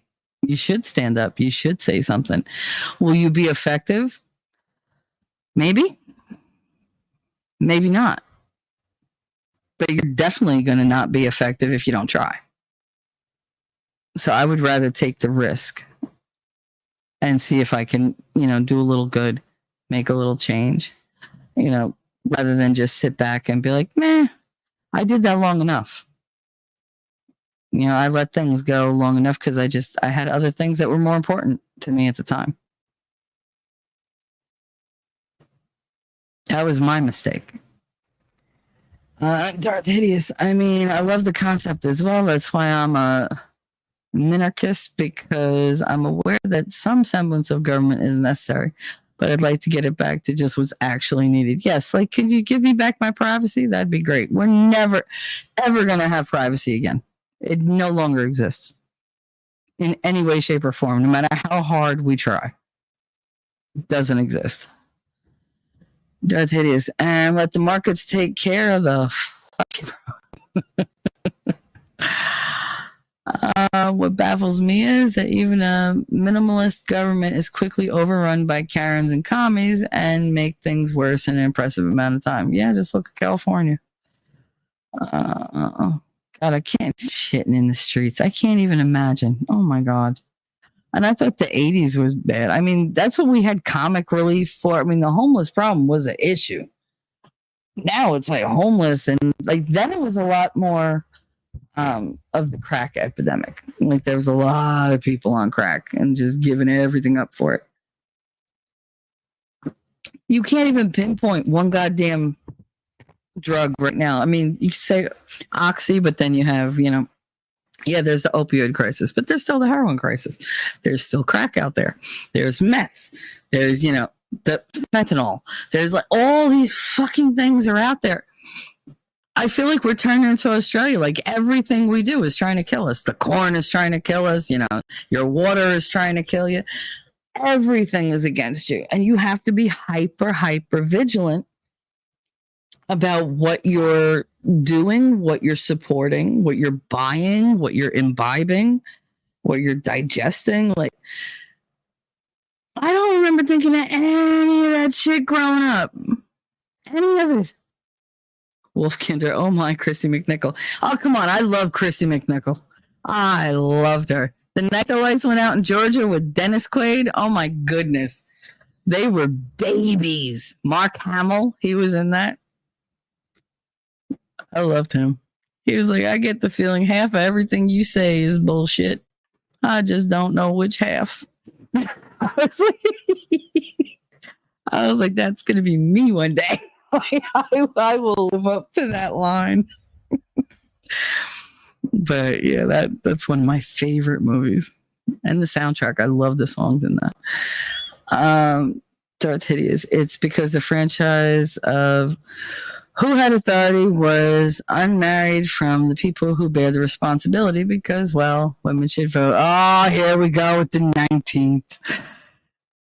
God, I forgot I used to do that. He said, all right, I'm just going to sit over here with my 19th and shut the fuck up. Easy with the name calling show. I don't know what you're talking about.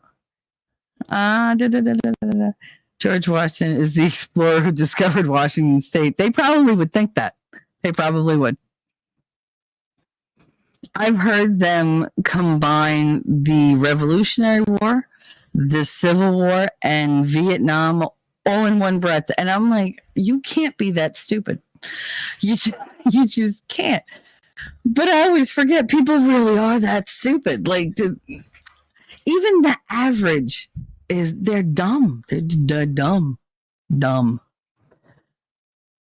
And then I think, like, how did you make it out of school? And then I remember we make them go through because we're not allowed to fail anybody anymore.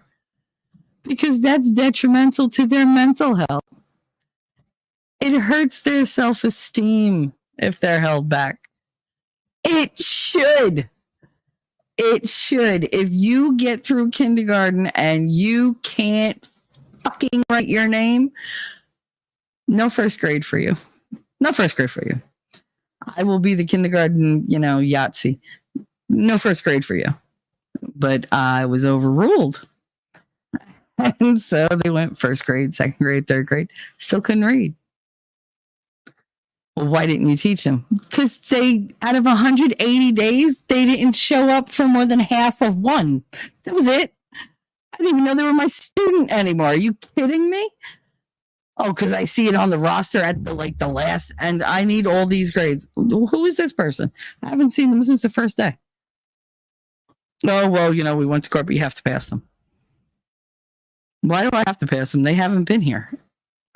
I don't even know what they look like. I wouldn't know the kid to fall over. It didn't matter. No, we're not allowed to fail anybody because of the lockdown or because of isolation or whatever. Really? Okay, so now you just created a whole bunch of kids with anxiety because they know they're not prepared to go into the higher grades.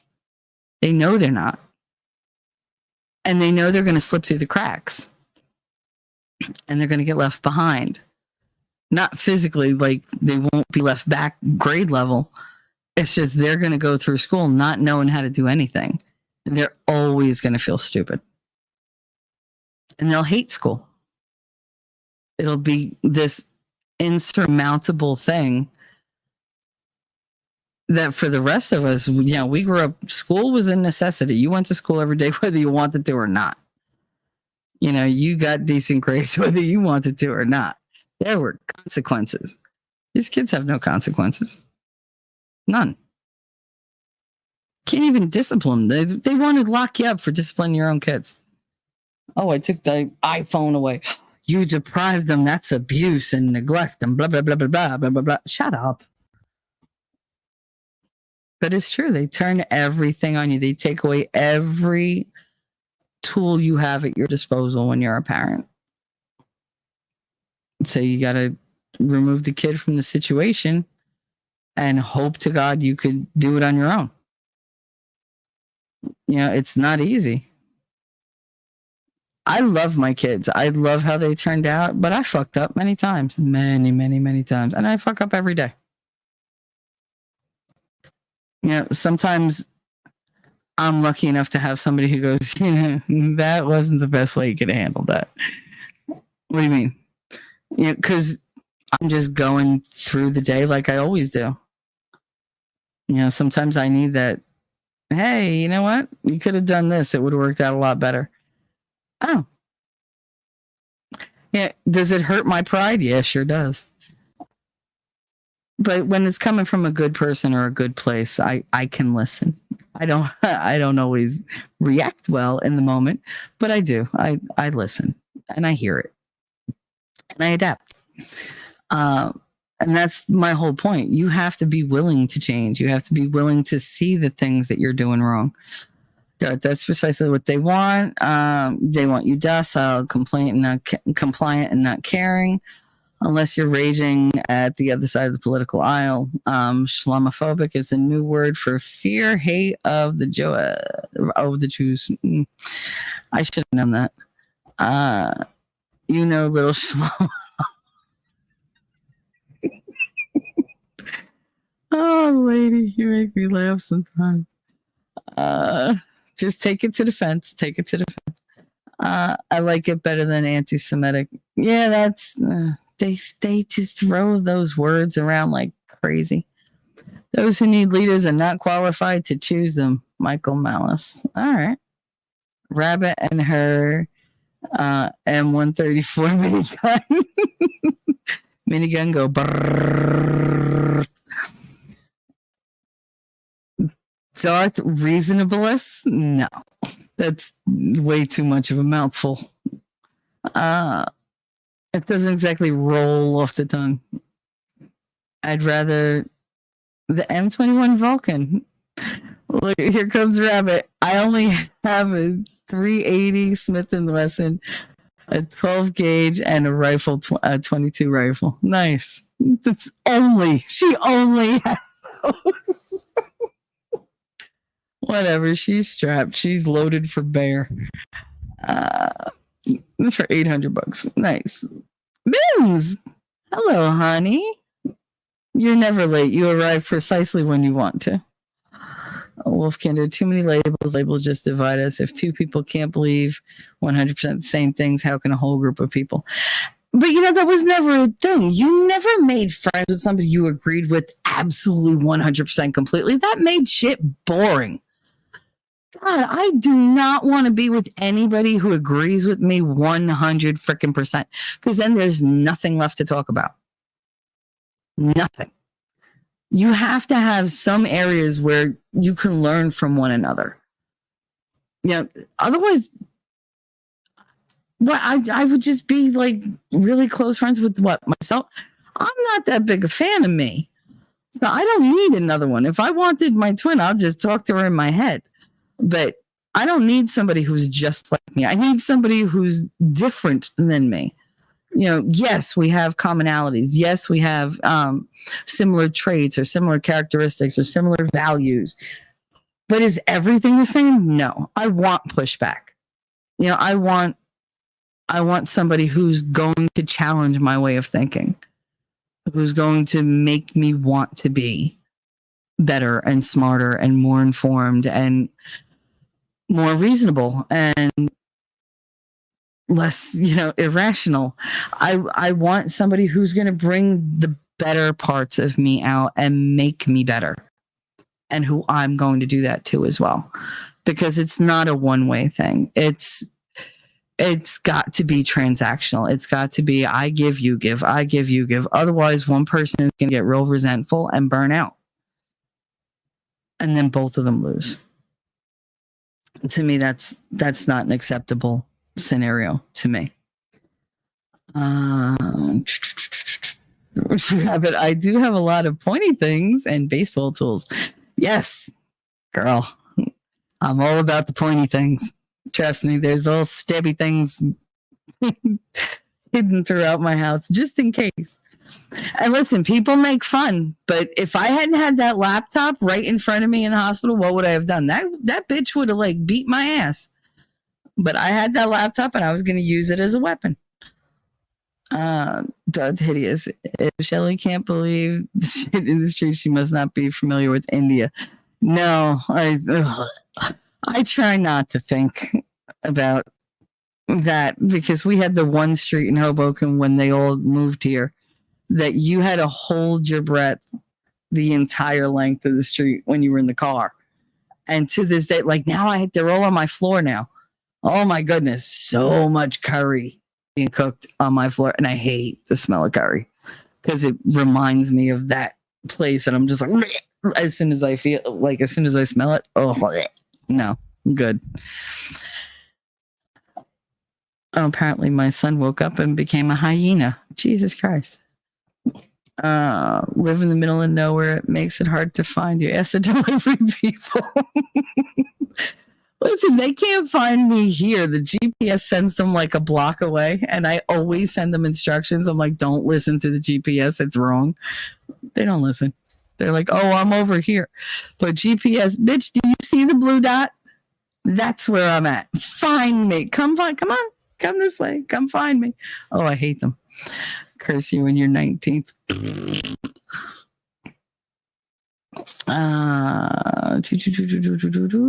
Mimsy become a member and don't miss a thing. Mimsy with the links. There you go. Thank you, Mims. Death is. I watched 3 college student women who couldn't say how much a quarter century was. When I it's shit like that hurts my heart, Darth. It really does. It really hurts. I can't and they have no math abilities. What was that one chick that was like, Elon Musk has $200 billion and there's only so many billion people. So if he gave everybody like $1 billion, he would take care of world hunger. And here's the rub. Like, she was so proud. She was so smart with this math. He'd still have $190 billion left. I was like, bitch, what? I laugh because if I don't laugh, I will cry. It's terrible. You said Gen Z is retarded. I'm Gen Z and clearly only a little retarded at best. Listen, you're a different animal, Jacob, okay? You just, not everybody fits the bill, but I'm talking about like the masses, the unwashed masses. Mims also cheers and everybody in chat. We late. That was 10 minutes ago. I'm way late. School is always a prison on planet bullshit, in my opinion. Well, that's because you're a boy and a lot of boys think that way. I agree with Michelle 100% on everything except the 19th. No, I wouldn't. I don't know that I would mind not having a vote. I don't know how I feel about it because right now I feel like no matter what I vote, they're gonna tally it down as however the fuck they want anyway. Like, so how much credence or how much weight does my vote actually have? It's like giving me Monopoly money. Yeah, I just paid her $500 in Monopoly money. I can't do nothing with that. That's what my vote is right now. It's just as useful as fucking Monopoly money. Wolfkin and Shelley, you missed my point. I'm sure I did because I'm juggling 900 points. You come up here. You will never meet a person who has identical beliefs as you, but we use labels for groups of people and assume that they all believe exactly the same things. Yeah, and I get that. I do. And you're like, oh, you're this. Well, we should hang out because we have all the same whatever because somebody's called you whatever. I don't know if you can hear him, but he's loud as hell. Hold up.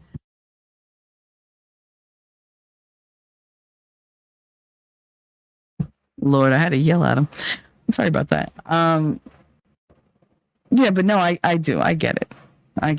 I didn't miss the point. I think I just talked around it and talked about a different point. Categorizing people, putting them in their own little boxes, it makes them nice and neat for everybody else. But people don't belong in boxes. People are multifaceted. They're complex. You know, there's a whole bunch of shit that we think about and we talk about and we believe, and you can't just put one word on it or even like 5 words on it and say, okay, this is true and this is everything you are, because there's always stuff that's going to be uncovered as you go through life. You're going to change, you're going to, you know, morph into something else. You'll learn a lesson here that'll change your entire outlook. You know, moving from being a teenager to a young adult, that's a shift. You know, moving from young adult into adulthood, you know, where you take on more responsibilities and you take on more accountability, that's another shift. You know, then you have the people who get married. That's another shift. You get, you know, if you're lucky or, you know, if that's what you want, you become a parent. I'm sorry, the minute that little human comes out and you realize, oh my God, this is my responsibility, and you feel that all-encompassing love for them, that you would move the world for them. Nothing's ever the same. You know, nothing that you believed is the same. Nothing you looked at is the same. No step you take is taken the same way as you did before you had that kid. And if it is, then you're not growing as a person, or there's something, you know, fundamentally missing in that relationship between you and, you know, that child. You might have some issues. All Jacobs are savages, apparently. All mine are. I love my Jacobs. It won't be long until our money is as worthless as Monopoly money as well. Oh yeah, I know. Good thing it already looks like Monopoly money. I know, you got to hold it up. You got to look for the line and look for the color and look for the little thing that's embedded, and well, whatever. My son gave a guy a $2 bill the other day as a tip, and the guy was like looking at him, and he was like, "What is this?" He goes, "No, it's real money. I swear to God." He was like, "Look at it." He was like, "It's actual money." He's like, "People just don't use it." He was like, "But it's real." It was like, it's a $2 bill. He was like, it's really money though? And the guy came back this week and he was like, "I remember you gave me the $2 bill." He was like, "That shit was cool, man." I was like, bro, he's like 45. How do you not know there were $2 bills? Really? Like, come on. But, oh, the temperature's dropping again. I'm getting the chills. Or my blood pressure is dropping, but I can't stop to do my blood pressure right now. Too bad Monopoly can't make a Bidenomics edition. Oh my God. Because half the board would have to be on fire. Well, I mean, no, it just has to really be Atlantic City. Because Atlantic City is the perfect reflection of Bidenomics. Jesus. All glitz and glamour on the coast where all the casinos are, and then everything else just murder and raping. Like, it's all slums. It's terrible. Atlantic City is one of the worst cities to go to. I hate it. It's disgusting.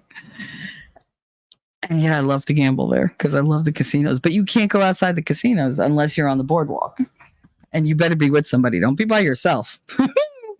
No. And there's a fortune teller every 10 feet. And each one will be willing to tell you about your soulmate, your this, and the lucky numbers you should play, and go to this casino and play this certain game. Always fun. Only once I went with my family, and this old gypsy lady was sitting on the boardwalk, and she grabbed me. And it was literally like maybe 3 months after Daddy passed away. So I was 13. And She grabbed my arm and she like brought me down. Like I was like face to face with her. And I was just like, oh my God. And she said, I feel bad for what's coming for you. And I was like, what? She said, I'm sorry. She said, if I told you, she said, you would make it happen anyway. She was like, but I feel sorry for what's coming for you. And I was just like, I was devastated. My mother was like, get away from my daughter. And my grandmother, yeah, she came over purse high, ready to like beat this old gypsy woman. And she was like, yeah, all right. I was like, I'm all right. But this is what she told me. And my grandmother was just like, oh. Well, let's not think about it anymore. And, you know, she's like giving my grandfather looks like, oh. And I'm like, all right. So I'm missing something, obviously, but I let it go. But yeah, she was just so creepy. And she talked to me like she just knew what my future was. I was very upset about it. It's a different thing once you're a parent. It is. The whole world is different when you're a parent. Jefferson notes are the dopest notes. They need to start printing those again. Yep. Because people use ATMs. You can still get $2 bills if you go into a bank. Yep. Trying to sleep again, laughing at inappropriate thing. Well, that's what we're here for, Rabbit. Laughing at the damn inappropriate things. Because if you can't laugh, what's the point? All right, let's see. Where did I? All right, so this is what we were talking about. So, all right, so this is a little heavier. I said I grew up traditional, you know, by 1940s standards. All my dreams depended on me being a good traditional Catholic Italian woman who eventually would become a dedicated, you know, wife and mother. I wanted to be the matriarchal housewife. I wanted to stay at home with my kids. You know, I wanted a dozen kids. You know, I wanted a husband to dote on and take care of. I wanted to be provided for and protected. You know, love, honor, and cherish. That's what I thought I would get throughout eternity with one man. That's what my goal was growing up. And I did everything that I could to put myself on that path, to make myself into that person, despite the shit that I went through in my childhood. I was a good girl. You know, I didn't even curse. You know, I was obedient. I did whatever the hell was asked of me. I didn't complain about it. I was everybody's errand girl. Go to the store, go to this one, go to that one. Da, da, da. I ran myself ragged to make everybody happy. And I just knew that that was going to be my life. My life was going to be dedicated to my family. I would just create my own family. I would have my husband and my kids. And, you know, I would, you know, have somebody with me to shoulder the load and to teach them all the values and the morals that, you know, we shared and whatever. And, you know, I didn't get that. You know, I had an unfortunate incident where I was raped, and to me, it was all gone. You know, and I'd ruined it all. And I say I because I felt it was my fault in a lot of ways, and I still do. As much as, you know, people want to put all the blame on him, you know, I have to be responsible for my decisions. I have to own up to the fact that, yeah, I chose to date. You know, I chose to date outside the Italians, which in my neighborhood, you just didn't do. In my family, you didn't do that. I chose to do that. I chose to date outside a group that I was familiar with, to date somebody whose background and traditions and upbringing I had no idea about. I went in there blind. You know, I chose to be alone with the boy without supervision. I knew better. But I wanted to, you know, be a rebel. I wanted to be independent, because that's what you do, right? That's what girls are supposed to do now. We're supposed to be strong. We do what we want. And I tried that, and I paid a very, very high price for that. Um, there's always going to be a part of me that believes I deserve what happened.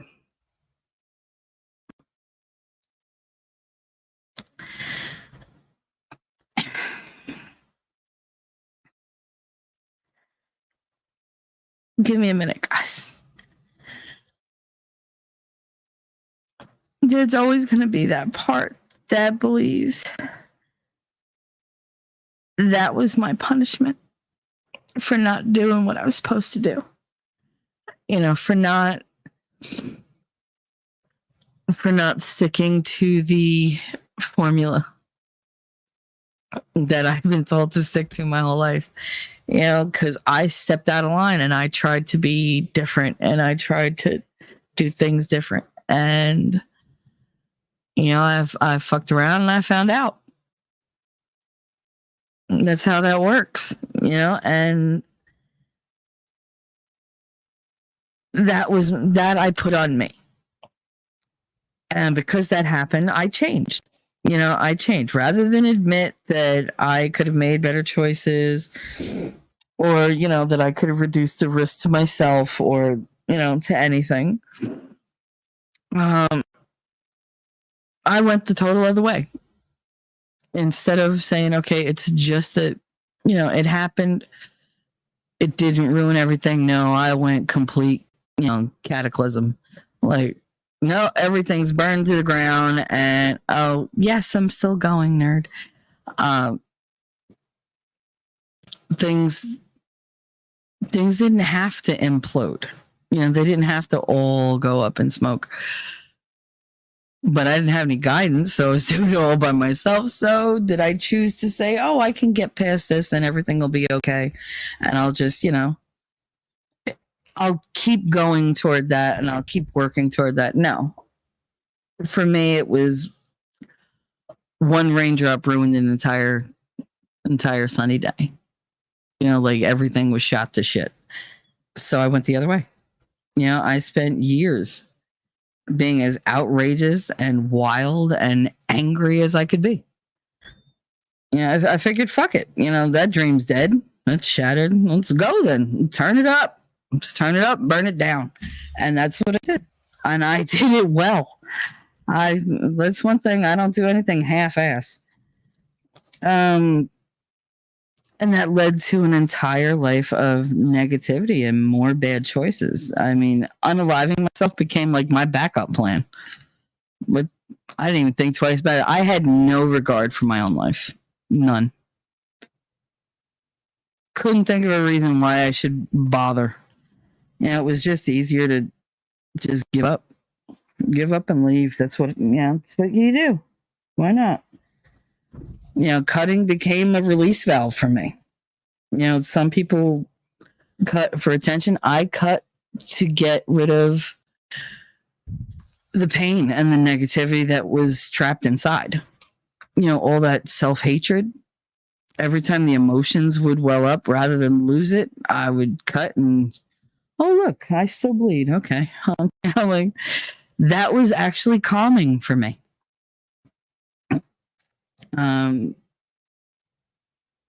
only thing I had a value to give in a relationship was sex. That was it. Was I good at it? Yep. Did I enjoy it? Yep. Did I get off on it? Nope. Because there was always something missing. Because I always went the hollow, shallow route. And I know there's jokes in there somewhere, but no. Anger, cruelty, they were my best friends. I'd cut you so much as look at you. I'd cut you so you couldn't cut me. That was it. Like, I'd be the first one to attack so that I didn't have to defend myself. I became tough. That toughie with the abrasive personality and the hard language and my first reaction is to punch you in the face, even if it's just verbally. That's where I was. That's where I wound up. The bad changes are easy. They're easy to make. They feel good in the moment and they fulfill a need at the time. But they're still bad decisions and they build up and they make life infinitely harder. They make everything you do harder. At some point, I had to stop and I couldn't. So, life came along and did it for me. It made me physically stuck in a place so that I'd have to look inward and face my demons. I'd have to face all my bad decisions and own them. And I could either live with knowing that I did all these things to myself and stagnate there and just die there, like crawl up into a ball and just wither away, or I could change. And I chose to change. Change for me, it's a journey. It's a very, very hard journey. It's very difficult. And, I'm battling a lot more than just physical issues. Some days I have nothing left to give. Like recently, y'all know that we've had so many changes going on and for the better, but that doesn't make them less draining. I should feel amazing right now because so many things are coming together and things are, leveling out and there should be relief, just coursing through my veins. And there's not. Because I have this huge boulder that I'm constantly pushing uphill and the energy just isn't there. Sometimes the hill is too steep, the boulder's too heavy. I can't seem to move it, but it doesn't mean I ever give up trying. I'm always trying to push that boulder up the hill. I fail every day. I fail several times a day. And I'm okay with that. Because if I'm failing, I'm trying. It's kind of a lot to process. It is a lot to process. There's a huge shift in everything going on in my life. And some things I don't want them to change. And I feel like they are. And it's killing me because I don't want them to go bad, But the thing is like right now, like I said, I don't mind failing because it means I'm trying. And if I'm trying, it means I want to live. To me, that's the most important thing to me right now. I want to live because right now I'm just existing. I'm stuck working through all this crap. I live in pain. I pretend I don't. I try not to be a bother. I try to look strong.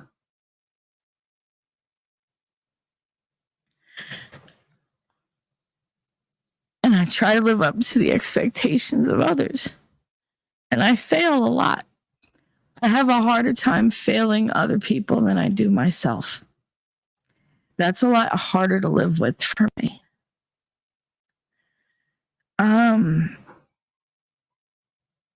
I know you all think I'm loud and opinionated and I talk so much. But I really do keep a lot of what I have going on quiet. Because I don't want other people to claim my pain. I don't want them to be like, oh, I did that. Because some people might feel bad and some people might get off on it. And fuck those people. I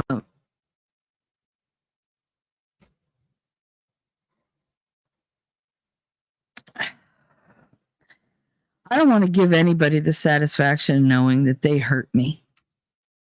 And why? Why do I do any of this? Why do I do all this? I do it because I'm afraid. And that's the most difficult change for me. Moving through life without that constant fear.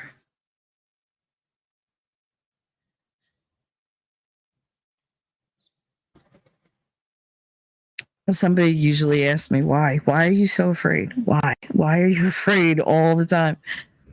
And if they don't ask that outright, that's insinuated in the other things that they say. And I get it because it's hard to wrap your head around when you're used to being brave.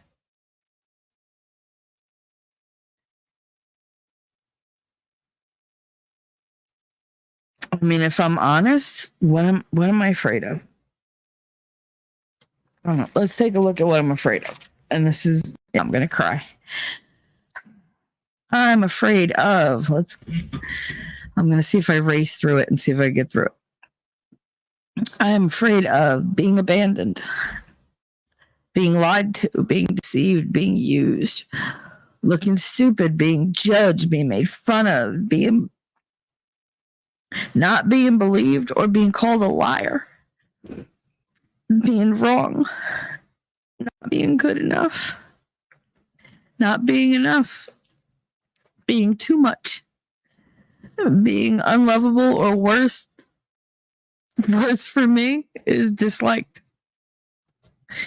Being an embarrassment, being a bother, being a burden, being seen as weak. And that's just to name a few. I could go on and on.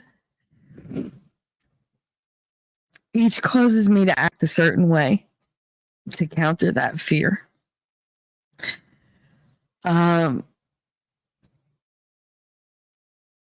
afraid of being abandoned, so I will put up with shit that I shouldn't. I will accept less than I deserve because I'm afraid to rock the boat and chase that person away. I'm afraid of being lied to, so I don't ask the difficult questions. I'm afraid of looking stupid, so sometimes I just won't talk. I just won't. Or I'll dip out and be like, oh, I got something else to do, or I'll suddenly be tired and I need to sleep. And I will go to sleep. Don't get me wrong. I will go to sleep, but that's my body helping me going, yeah, we can go hide. Let's go. Being made fun of. So what do? I lash out first. Or I lash out at myself. How many times have y'all heard me make fun of myself? I think I'm the most critical person when it comes to me.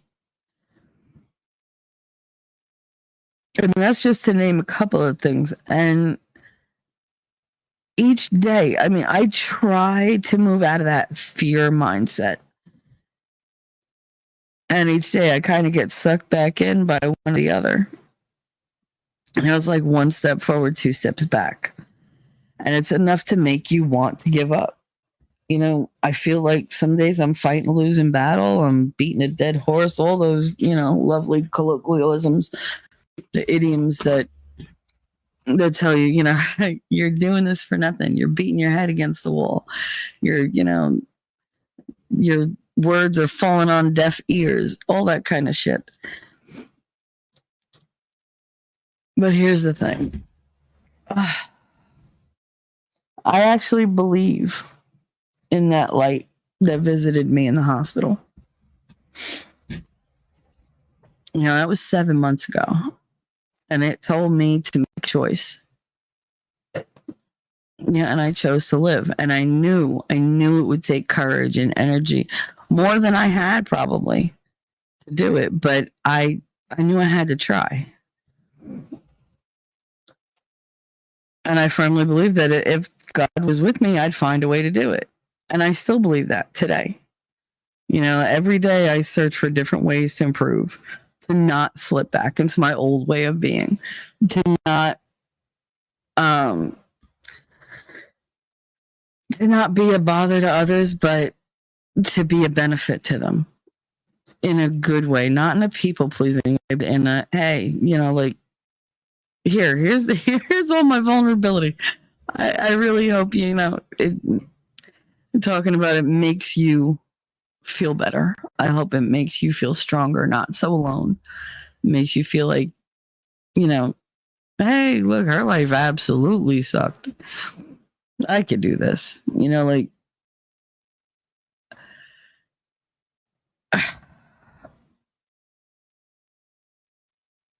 Sometimes my ego still steps up and gets in my way. It does. I'm not going to lie about that. It's hard for me to say, hey, pay attention to me. I need it. It's hard for me to just come out and say something like that. You know, hey, pay attention to me like I pay attention to you. You know, it's hard to say to somebody, you know, I do for you, but you're kind of slacking. You know, it's really difficult for me to say treat me right, or I'm going to protect myself by pulling away. It's hard to put that stuff out there because I'm not blaming anybody. I'm just stating facts, but people might take it personally. But those are boundaries that I need to work on. Those are standards I need to work on. See, it's not my temper that people need to worry about. It's my silence. Because when I'm willing to talk, that means I'm willing to work on it. When I'm quiet, it means I gave up and I just accepted that this is the way it is. And I've just written it off, and I've stopped putting energy into it. I've learned to pick my battles. And if I'm not putting energy into the battle, it means it's not that important to me anymore. And I don't see the point.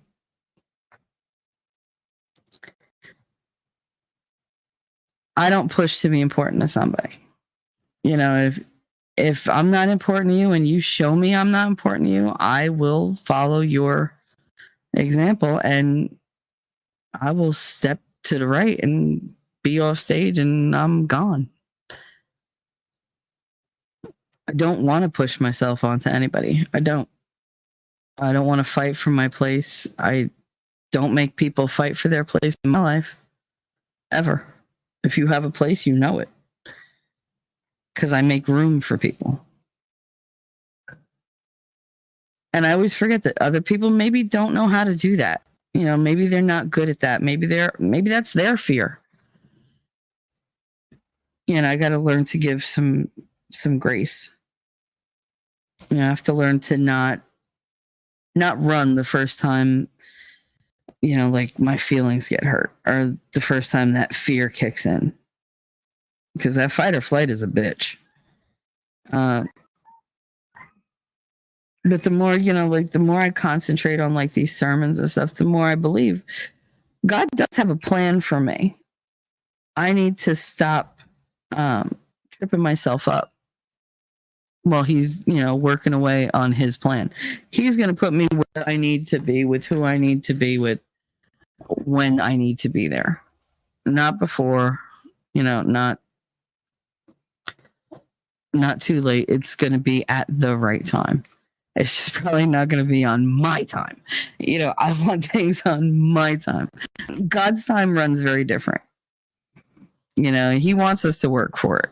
He wants us to work to be good and to be better and to allow him the power to affect us mind, body, and soul. And sometimes, you know, the changes God requires, there's going to be pain. You know, a lot of sacrifice. Sometimes there's going to be blood. You know, God does require a very high price to be paid. But if you trust him, you know it's going to be worth it.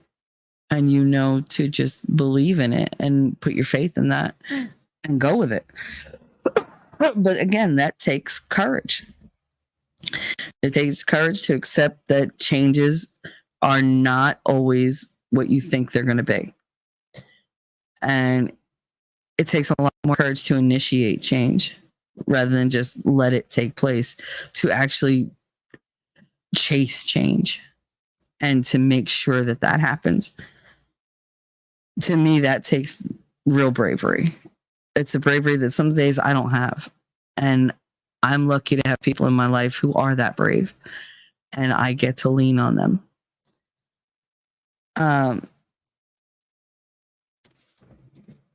Owning our mistakes can bring clarity and a need for change. God wants this evolution to occur.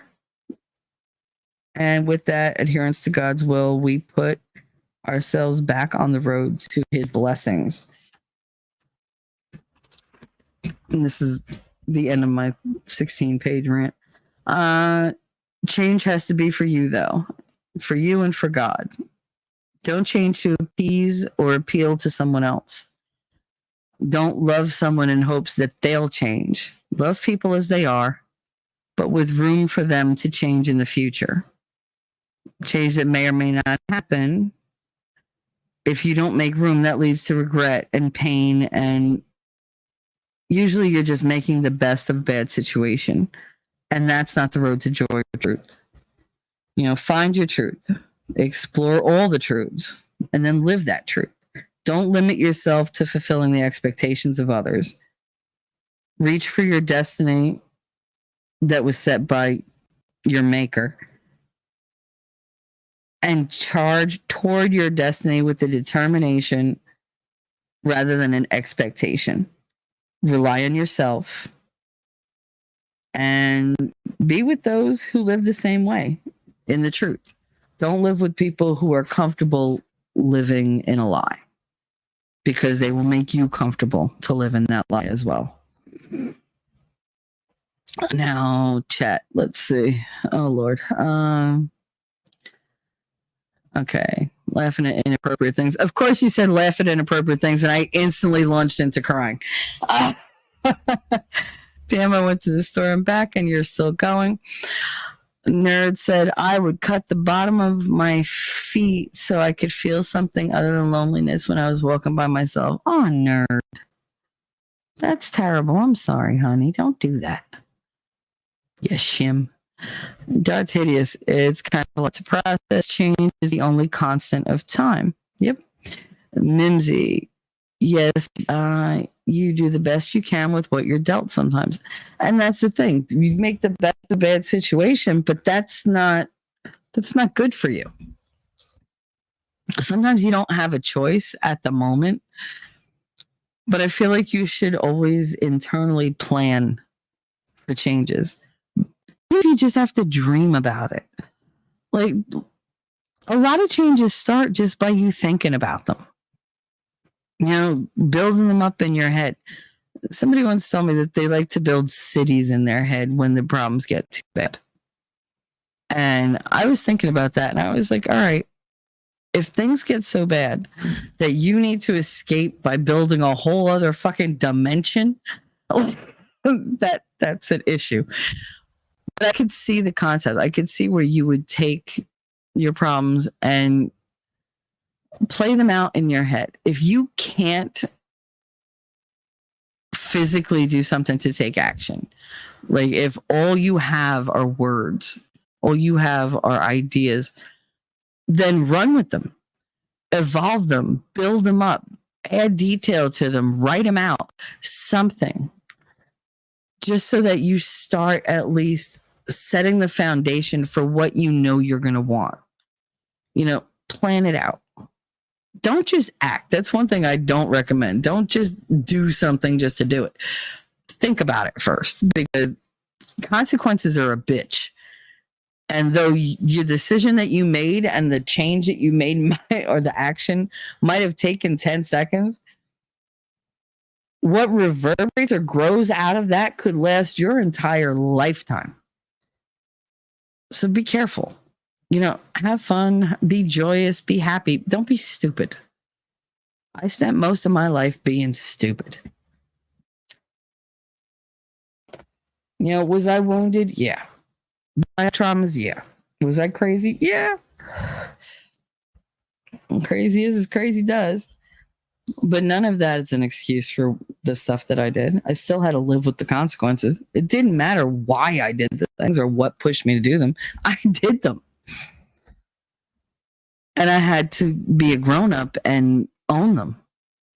And I had to be accountable for what they spawned.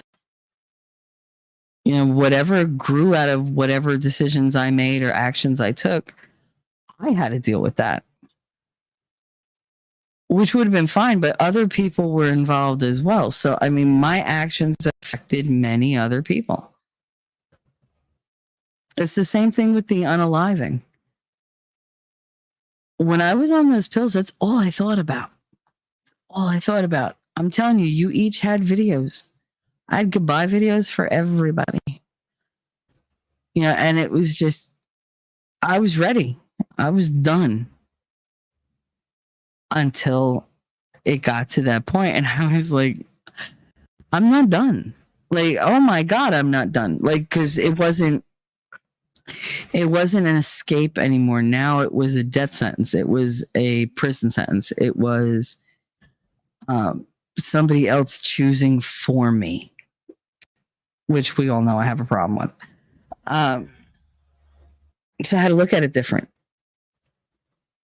And I finally was like, oh my God, what would I do with my kid? Like, what would my kids do if I wasn't here? Who would take care of them the way I do? It wasn't who would take care of them, because somebody will always step up to take care of one of, like both of the kids. They might not stay together, but they would definitely be taken care of. But nobody would take care of them the way I do. I don't trust anybody to take care of them the way I do. And I'm a fuck up. So it's like, but I do my best.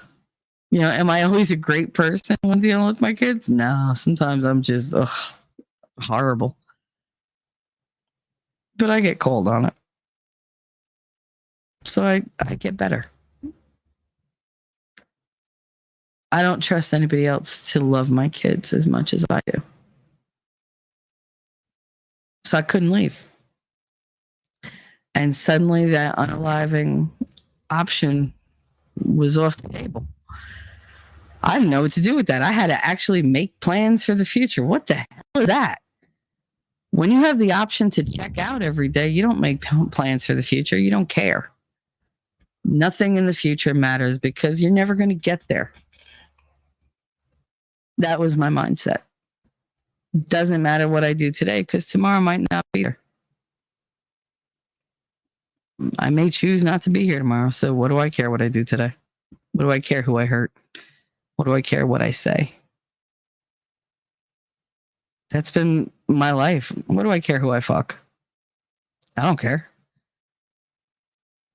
I could, swallow a bottle, in an hour and I won't have to worry about the consequence of that at all. Once that option was gone, everything was different. Everything looked different. Everything felt different.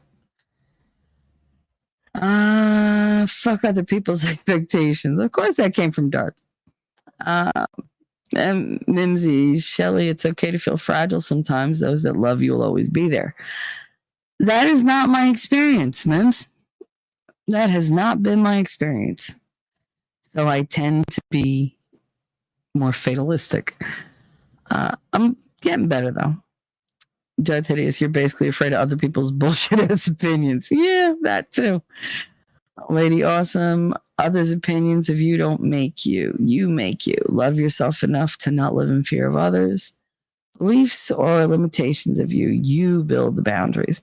Like I said, I'm just starting to learn how to do the boundaries thing. So, that's never been... That was never taught to me, how to do boundaries. And I sure as shit didn't have anybody in my family with boundaries because Darth Hideous, when people show you who they are, believe them. Yeah. It took me a long time to learn that. Like when somebody says, I don't care, they don't. They don't care.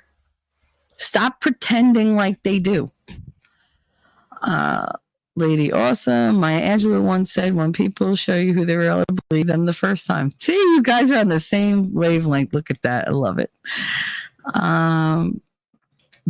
God brings people into your life for all his reasons. You may not understand the purpose, but his will be done. Yep. Sometimes they're in there for a season, sometimes a single reason, and sometimes they're there forever. You never know. It took me telling my mother, you're a horrible mother. I know you think you're walking around like, oh, woe is me and I'm poor martyr me and whatever, but you suck.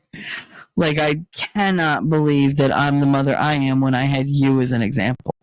Like, you're a horrible mother. How could you and I just lit into her because I was just I was going to the hospital. I was tired of it. I was tired of knowing that I was going somewhere. I was going to be afraid. I was going to be alone, and she wasn't going to give a fuck. And so I let her know. And damn it, if you couldn't have knocked me over with a feather when she came into that friggin' that hospital to visit, and then again the next day with coffee, like it was like, oh shit, who are you and where'd you come from? She let herself believe a lie her whole life that she was doing a good job as a mom, that it was okay. I was okay with it. And I finally got to the point where I was like, no, it's time for you to have a harsh truth. And I gave it to her. I wrapped it all up all pretty and said, here you go. Here's your bullshit back. And I made her face it. And then I just walked away like, there you go. I can't change you. And if you're going to stay like this, I want no part of you. And it made her realize, holy shit, I have been crap. Maybe I should, show her I care a little bit. And she did. She came every day. And she brought me iced coffee every day when she was told that's what I drank. And it was nice to sit there and just bullshit with her for 2 hours. And we needed that. But I shouldn't have had to tell her. And yet I did. Sometimes you got to do the hard thing. Lady said, always been on the same wavelength as Dutch. That would worry me. I'm kidding. Mimsy, don't mind me. I'm just your sis trying to comfort you. I know, honey, and I love you for it. I do. Yes, believe them when they show themselves the first time. It's so important. Mm-hmm. Oh, yeah. Lady Awesome, your comfort and understanding is needed and welcomed at Mimsy. Yes. Yes, you were a very welcome balm, I guess you would say. You're very soothing for me. And you're very sweet, and I appreciate you. I appreciate all of you. Lady Awesome likes to kick me in the ass and then give me the mama hug. Yeah, she's good at kicking me in the ass though, but in the best way possible. Never offensive. And I do. I rely on you guys. I love being here with you. I feel like we had a good morning. Over 4 hours. Not too bad. Got a lot out. We discussed a lot. I feel better. Do you feel better? I feel better. So having said that, let's see. Because Lady Autumn Sky is so amazing, I'm going to play... I deserve good things. I am entitled to my share of happiness. I refuse to beat myself up. I am an attractive person. I am fun to be with. Because I'm good enough, I'm smart enough, and doggone it, people like me. I had to. Because I know you really enjoy that one. I know you do. She said, it's for your own good. Yes, I do. I do. I'm going to wrap this up. Thank you guys for being here. I will be back Wednesday, 8 a.m. Don't know what we'll be talking about, but I'm sure it'll be something interesting. It'll be something emotional.